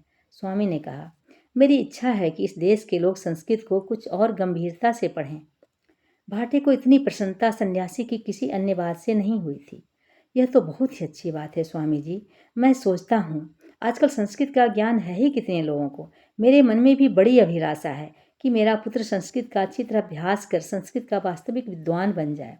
आजकल मैं उसे अष्टाध्यायी पढ़वा रहा हूँ। स्वामी जी, मुझे बताया गया है कि आप बहुत विद्वान पुरुष हैं। हमारा सौभाग्य है कि आप हमारे नगर में पधारे हैं। तारकुंडे ने मधुर ढंग से बात आरंभ की, किंतु उन शब्दों के पीछे से झांकती उनकी अश्रद्धा को कोई भी स्पष्ट देख सकता था। यदि आप बुरा न माने तो दो एक प्रश्न मैं भी करना चाहूँगा। अवश्य अवश्य, स्वामी ने स्वागत किया। मैं विद्वान हूँ या नहीं हूँ, उससे क्या, धर्म चर्चा मुझे अच्छी लगती है। धर्म चर्चा तो हमें भी अच्छी लगती है स्वामी जी, किंतु यदि वह मूर्खता लिप्त न हो तो। तारकुंडे अपनी पर आ गए। स्वामी जी, पौराणिक कपोल कथाएं मत सुनाइएगा। वैज्ञानिक ढंग से आप मुझे यह बताइए कि आपका वेदांत तो जो यह कहता है कि सारी सृष्टि में एक ही तत्व विद्यमान है, उसका कोई वैज्ञानिक प्रमाण भी है? अवश्य है। चेतन अचेतन स्थूल सूक्ष्म सभी दम साधे एकत्व की ओर दौड़ रहे हैं। सन्यासी ने सहज भाव से मुस्कुराकर कहा, पहले मनुष्य ने जिन भिन्न पदार्थों को देखा उनमें से प्रत्येक को भिन्न मानकर उनको भिन्न भिन्न नाम दिए। बाद में विचार कर यह निश्चय किया कि समस्त पदार्थ 63 मूल द्रव्यों से उत्पन्न हुए हैं। स्वामी ने रुककर तारकुंडे की ओर देखा। मूल द्रव्य समझते हैं ना आप, जिन्हें अंग्रेजी में रसायन शास्त्र पढ़ने वाले लोग एलिमेंट कहते हैं। तारकुंडे ने अपना सिर हिला दिया, जैसे सब कुछ समझ रहे हों। बहुत से लोगों को संदेह था कि इन मूल द्रव्यों में से अनेक मिश्रित द्रव्य अर्थात यौगिक कंपाउंड हैं। सन्यासी ने बात आगे बढ़ाई, जैसे जैसे समय बीतता जा रहा है अनेक मूल द्रव्य मिश्रित द्रव्य प्रमाणित होते जा रहे हैं। जब रसायन शास्त्र अंतिम मीमांसा पर पहुंचेगा उस समय सभी मूल द्रव्य एक ही पदार्थ के अवस्था भेद मात्र समझे जाएंगे। आपके पास इसका कुछ प्रमाण भी है? तारकुंडे ने कुछ उदंडता से कहा। पहले ताप, आलोक और विद्युत को सभी भिन्न समझते थे। अब प्रमाणित हो गया है कि ये सब एक ही हैं, एक ही शक्ति के अवस्थांतर मात्र हैं। सन्यासी ने अपनी दृष्टि श्रोताओं पर जमाई। लोगों ने पहले समस्त पदार्थों को चेतन, अचेतन और उद्भिज इन 3 श्रेणियों में विभक्त किया था। उसके बाद देखा गया कि उद्भिज में भी दूसरे सभी चेतन प्राणियों के समान प्राण हैं, केवल गमन शक्ति नहीं है। तब बाकी रह गईं 2 श्रेणियां, चेतन और अचेतन। भविष्य का शोध तय कर देगा कि जिन्हें हम अचेतन कहते हैं उनमें भी थोड़ा बहुत चैतन्य अवश्य है। यह तो निराधार भविष्यवाणी है। आपकी इस बात को हम बिना किसी प्रमाण के कैसे स्वीकार कर लें? तारकुंडे के स्वर में स्पष्ट अभद्रता थी। भाटे को लगा कहीं इस प्रकार तारकुंडे को बुलाकर उन्होंने भूल तो नहीं की। किसी की विद्वता और ज्ञान को परखना एक बात है और उसका अपमान करना दूसरी। तारकुंडे तो झगड़ा मोल लेने के लिए सोहदों का सा व्यवहार कर रहा है। तारकुंडे, स्वामी जी से इस प्रकार बात नहीं करते। भाटे से कहे बिना नहीं रहा गया। स्वामी ने अपना हाथ उठाकर भाटे को रोका। कोई बात नहीं वकील साहब, आप चिंतित न हो, मैं इन बातों का बुरा नहीं मानता। सन्यासी ने तारकुंडे की ओर देखा। किस बात का वैज्ञानिक प्रमाण चाहिए आपको? आपने आरंभ में ही कह दिया स्वामी जी कि चेतन और अचेतन सभी एकत्व की ओर दौड़ रहे हैं, किंतु आपके पास क्या प्रमाण है कि अचेतन पदार्थ एकत्व की ओर दौड़ रहे हैं? प्रमाण उनके पास नहीं जो पृथ्वी का निरीक्षण नहीं करते। स्वामी ने साहस कहा।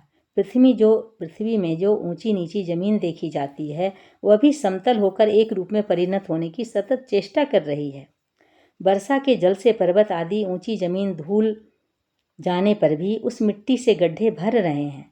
एक उष्ण पदार्थ को किसी स्थान पर रखने पर वह चारों ओर के द्रव्यों के साथ समान उष्ण भाव धारण करने की चेष्टा करता है।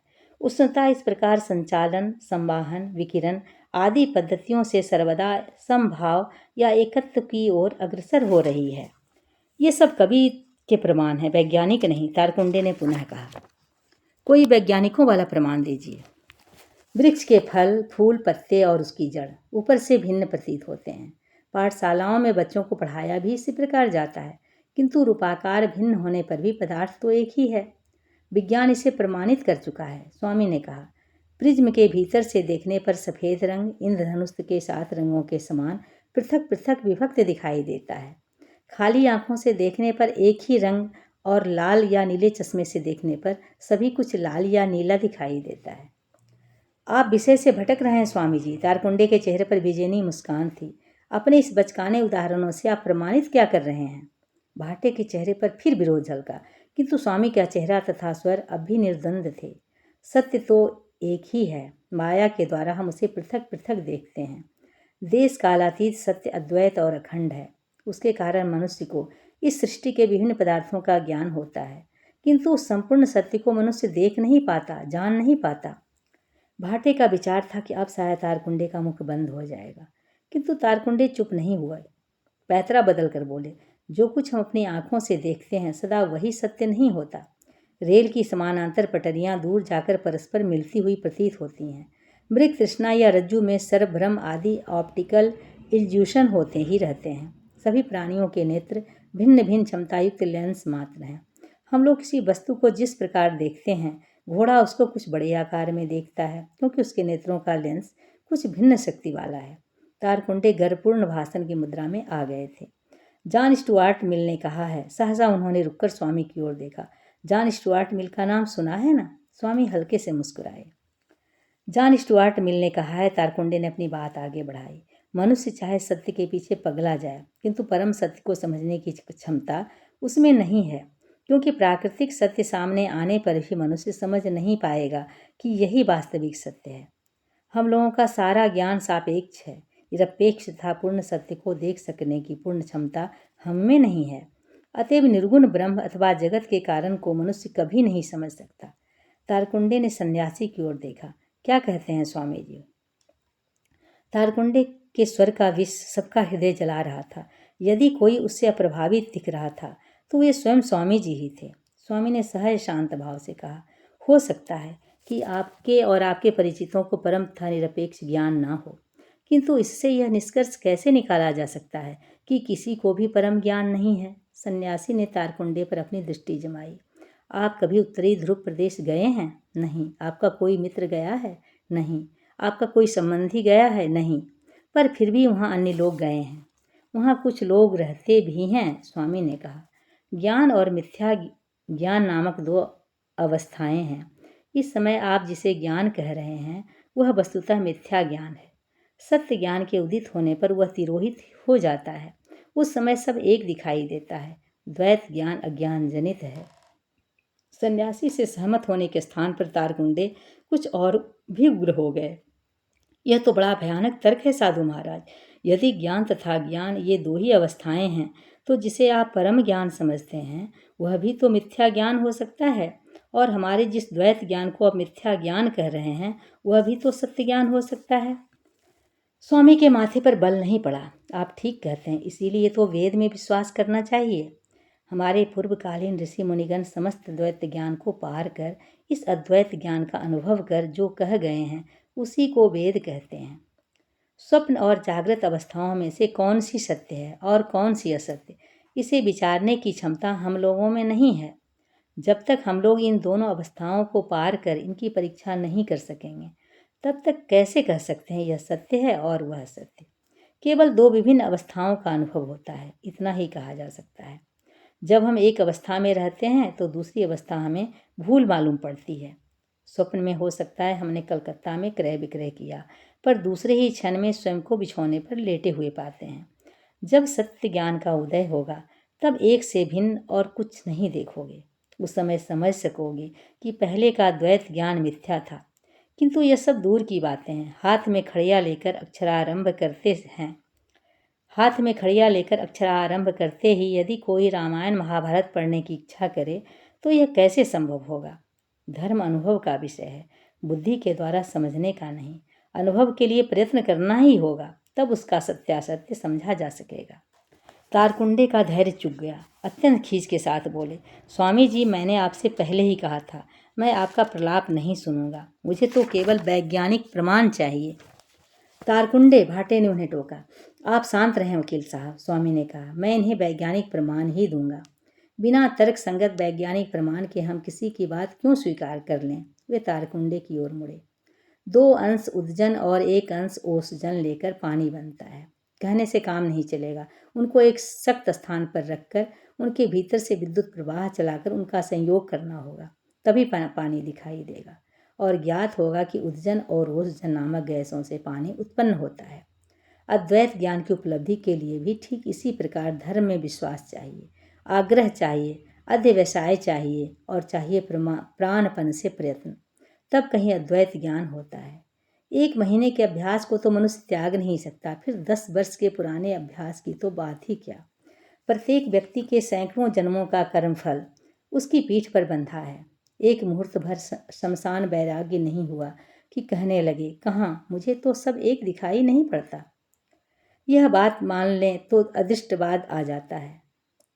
यद्यपि तारकुंडे ने भी मैदान नहीं छोड़ा था, फिर भी उसके मंद स्वर से उसका क्षीण होता हुआ आत्मविश्वास प्रकट हो रहा था। यदि पिछले इतने सारे जन्मों का कर्मफल एक जन्म में समाप्त नहीं हो सकता, तो फिर उसके लिए प्रयत्न ही क्यों किया जाए? जब सबको मुक्ति मिलेगी तो हमको भी मिल जाएगी। वैसा नहीं है, स्वामी ने कहा। कर्मफल तो भोगना ही पड़ेगा, किंतु अनेक उपायों से कर्मफल त्वरित गति से भी समाप्त हो सकते हैं। मैजिक लैंटर्न की 50 तस्वीरें 10 मिनट के भीतर भी दिखाई जा सकती हैं और दिखाते दिखाते सारी रात भी काटी जा सकती है। यह तो उसकी तीक्ष्णता पर निर्भर है। तारकुंडे ने पहले के समान तत्काल ही न तो कोई आपत्ति की और न ही कोई प्रश्न दागा। वे थोड़ी देर तक मौन रहे। अन्य लोग इस अपेक्षा से मौन साधे बैठे रहे कि अभी तारकुंडे कुछ न कुछ पूछेंगी ही। पहले वे अपनी तसल्ली कर लें। अच्छा स्वामी जी, अंत में मुझे केवल एक बात और बताइए कि हमारे ऋषि उसी ढंग से भौतिक आधार पर अपने सिद्धांत प्रतिपादित क्यों नहीं करते, जैसा कि पाश्चात्यों ने किया है? स्वामी ने क्षण भर अपने मस्तिष्क को विचारों पर केंद्रित किया और बोले, सुविधा के लिए हम संपूर्ण सृष्टि को 2 भागों में बांट सकते हैं, चेतन और अचेतन। मनुष्य चेतन विभाग का एक श्रेष्ठ प्राणी है। किसी किसी धर्म के मतानुसार ईश्वर ने अपने ही समान रूप वाली सर्वश्रेष्ठ मानव जाति का निर्माण किया है। कोई कहता है मनुष्य पूंछ रहित वानर विशेष है, कोई कहता है केवल मनुष्य में ही विवेचना शक्ति है। इसका कारण यह है कि मनुष्य के ही मस्तिष्क में जल का अंश अधिक है। जो भी हो, मनुष्य प्राणी विशेष है और सभी प्राणी सृष्टि के अंश मात्र हैं। इस विषय में मतभेद नहीं है। अब सृष्टि क्या है, इसे समझने के लिए एक और पाश्चात्य विद्वान संश्लेषण विश्लेषणात्मक उपायों का अवलंब लेकर यह क्या वह क्या इस प्रकार अनुसंधान करने लगे, और दूसरी ओर हमारे पूर्वज भारत की गर्म हवा और उर्वर भूमि में शरीर रक्षा के लिए बिल्कुल थोड़ा समय देकर कौपीन धारण कर टिमटिमाते दिए के प्रकाश में बैठकर कमर बांधकर विचार करने लगे कि ऐसा कौन सा पदार्थ है जिसके जान लेने पर सब कुछ जाना जा सकता है। कस्मिन विज्ञाते सर्वमिदं विज्ञातम भवति। उन लोगों में अनेक प्रकार के लोग थे, इसलिए चरवाक के जो कुछ दिखता है वही सत्य है मत से लेकर शंकराचार्य के अद्वैत मत तक सभी हमारे धर्म में पाए जाते हैं। स्वामी ने रुककर तारकुंडे की ओर देखा। दोनों की अपनी अपनी अन्वेषण पद्धति है, दोनों की अपनी अपनी तर्क पद्धति है और दोनों की अपनी अपनी अनुभव पद्धति। पर हम क्या करें स्वामी जी, तारकुंडी जैसे झल्लाए हुए थे। एक के अनुसार चलें तो दूसरे के द्वारा गलत ठहराए जाते हैं और दूसरे के अनुसार चलें तो पहले के द्वारा।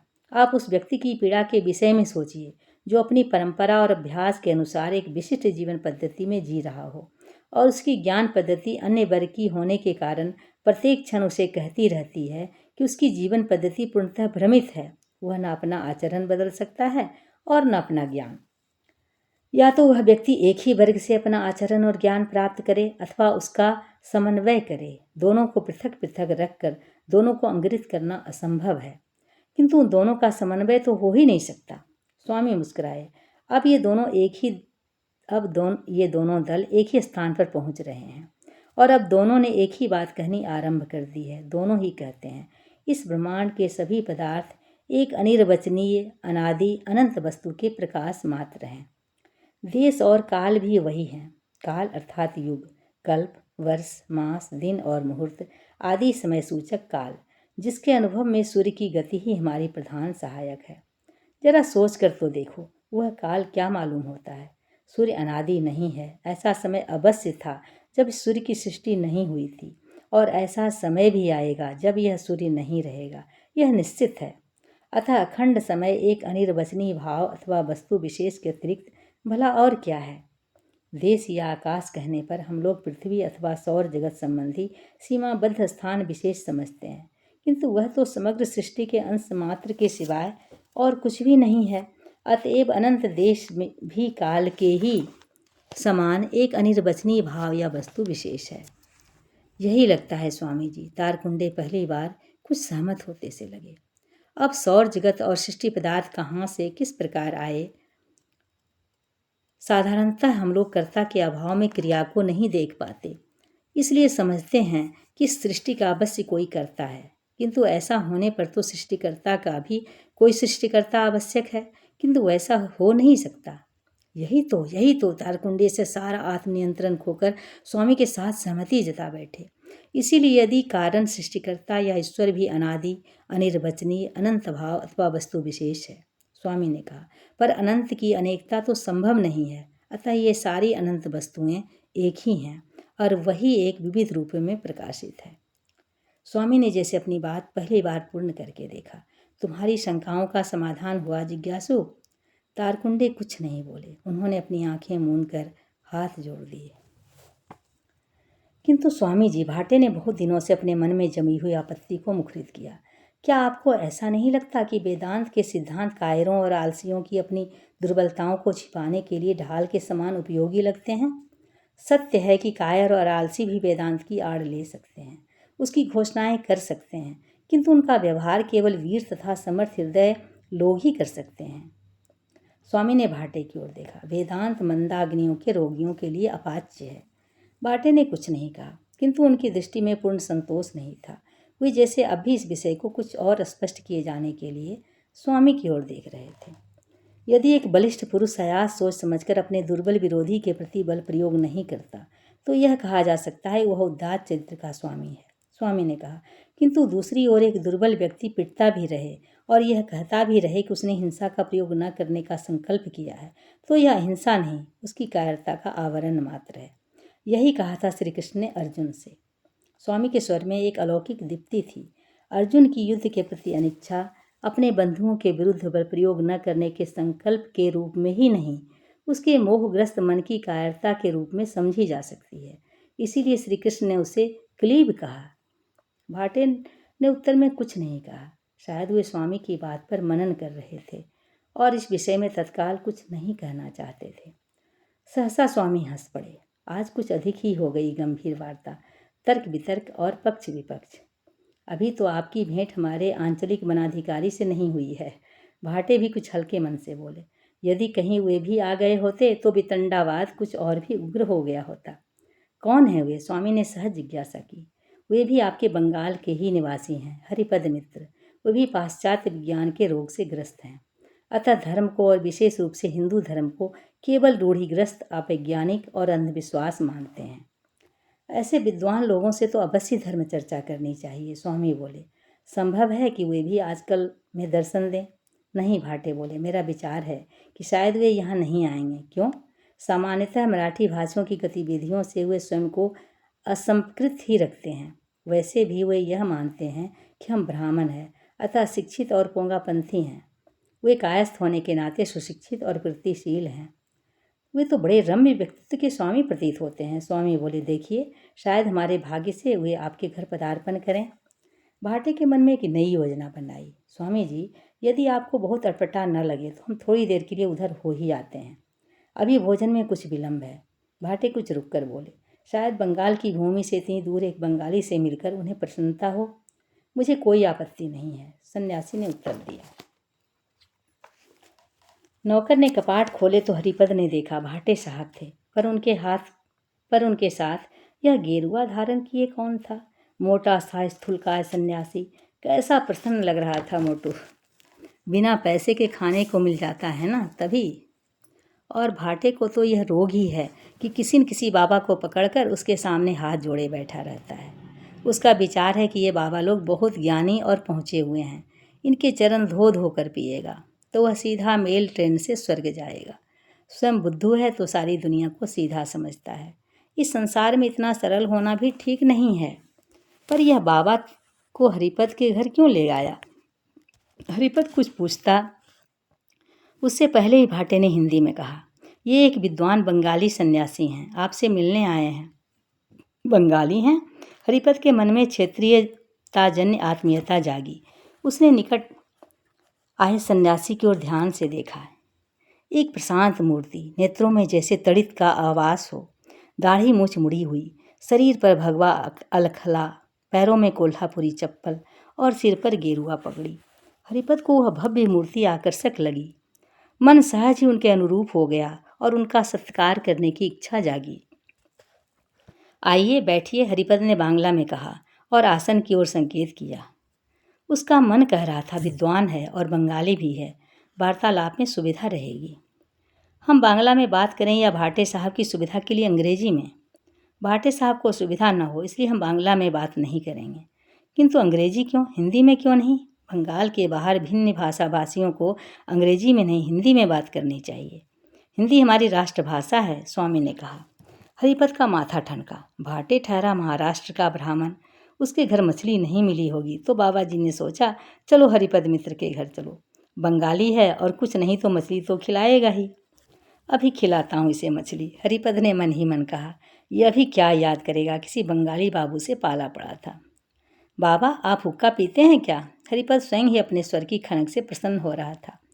पर पहले ही बता दूं, मैं कायस्थ हूँ और मेरे घर में एक ही हुक्का है। यदि आपको आपत्ति ना हो तो थोड़ा तंबाकू मंगवाऊं?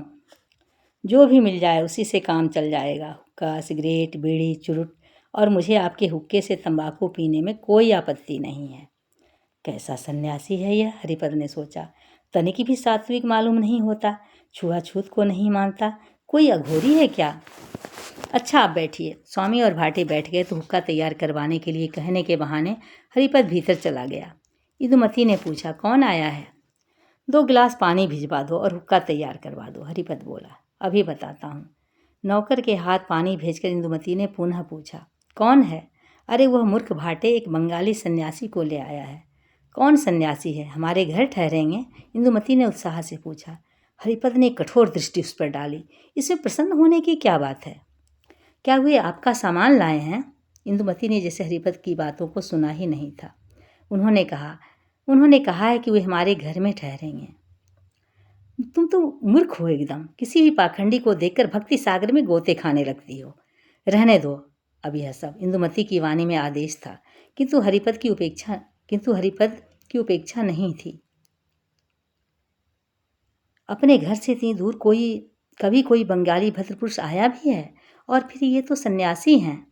उन मरे ईसाई पादरियों से इतना सिर मारते हो, थोड़ी देर इनसे भी कुछ धर्म चर्चा कर लेना। मैं तो चर्चा कर लूँ, पर उसको कुछ आता हो तब ना, हरिपद खींच कर बोला। सिर मुड़वाकर भगवा धारण कर लेने से ही तो कोई ज्ञानी नहीं हो जाता। अच्छा तुम बात करके तो देखो, इंदुमती बोली। विद्वान सन्यासी हो तो ठीक, मूर्ख भिखारी हो तो 2 दिन में चलता कर देना। हरिपद असमंजस की स्थिति में स्वयं को ठेलता हुआ बैठक में तो आ गया, किंतु उसे जैसे कोई बात ही नहीं सूझ रही थी। उसी झोंक में बोला, आप अपना सामान तो लाए नहीं हैं तो मेरे यहाँ ठहरेंगे कैसे? मुख से शब्दों के निकलते ही उसकी समझ में आ गया कि उसका व्यवहार कहीं न कहीं शालीनता का अतिक्रमण कर रहा है। स्वयं को सुधारते हुए बोला, मेरा अभिप्राय है कि आपका सामान यहाँ मंगवा लूँ क्या? स्वामी ने बहुत ठहरी हुई दृष्टि से हरिपद को देखा। मैं भाटे साहब के घर में बहुत आराम से हूँ, वहाँ मुझे तनिक भी असुविधा नहीं है। फिर सहसा स्वामी के चेहरे पर शैशव का उल्लास और चपलता विराजी। यहाँ आ गया तो भाटे कहेंगे कि एक बंगाली को देखते ही मेरी प्रादेशिकता जाग उठी है और मैं मछली के लोभ में यहाँ आ गया हूँ। पुनः गंभीर होकर उन्होंने कहा, भाटे परिवार अत्यंत भक्ति और स्नेह से मेरी देखभाल कर रहा है, उनका मन दुखाना उचित होगा क्या? हरिपद को शांति मिली, किंतु तत्काल स्मरण हुआ कि इंदुमती की योजना सन्यासी को अपने घर ठहराने की है। ऐसा न हो कि वह मान बैठे कि हरिपद ने ही सन्यासी को यहाँ न ठहरने के लिए प्रेरित किया है। उसे पत्नी का विशेष भय नहीं था, किंतु उसने फिर मन को पहचाना।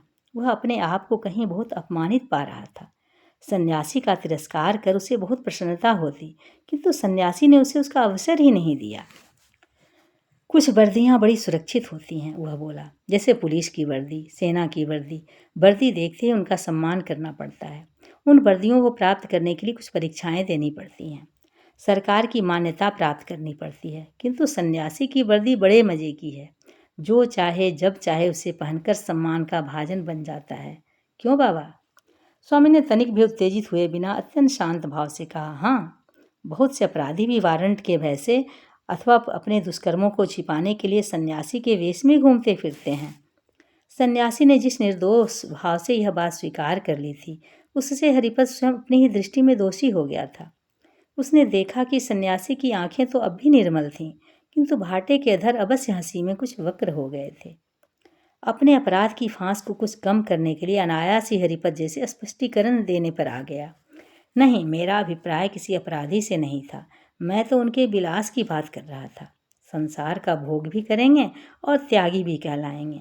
मेरा तात्पर्य है गांजा, चरस। हाँ, साधुओं के भी कुछ विलास होते हैं, स्वामी ने मुस्कुराकर कहा, किंतु इसमें तुम लोगों का भी कुछ दोष है। तुम लोग सोचते हो सन्यासी होते ही उसे ईश्वर के समान त्रिगुणातीत हो जाना चाहिए। उसे पेट भर अच्छा खाने में दोष, बिछौने पर सोने में दोष, यहाँ तक कि जूता और छाता का व्यवहार में लाने में दोष। क्यों, वह मनुष्य नहीं है? सन्यासी ने हरिपद की आंखों में देखा। तुम लोगों के मत में जब तक कोई परमहंस ना हो जाए, तब तक उसे गेरुआ वस्त्र पहनने का अधिकार नहीं है। हरिपद को सन्यासी के तर्क का उत्तर नहीं सूझा, तो जैसे अंधेरे में ही बाण मारा। यह मतभेद तो किसी भी विषय में हो सकता है। मतभेद तो कहीं भी हो सकता है। देश, काल और पात्र के भेद से नैतिकता एवं सौंदर्य शास्त्र तक में मतभेद पाया जाता है। उसने सन्यासी के तर्क को अपनी ओर मोड़ा। तो जब मत वैविध्य इतना स्वाभाविक है, तो मुझे भी अधिकार है कि मैं सन्यासियों के विषय में आपसे भिन्न अपना एक स्वतंत्र मत रखूं। अवश्य। मत वैभिन्न के ही तो उदाहरण हैं इतने सारे धर्म और संप्रदाय। सन्यासी तत्काल सहमत हो गया। विविधता अपने आप में तनिक भी अनुपयोगी या हानिकारक नहीं है। उससे असुविधा तब होती है जब कोई एक मत स्वयं को दूसरे पर आरोपित करने का प्रयत्न करता है, अथवा किसी समस्या का समाधान करने के स्थान पर लोग अपने अपने मत का पक्ष लेकर झगड़ा करने लगते हैं।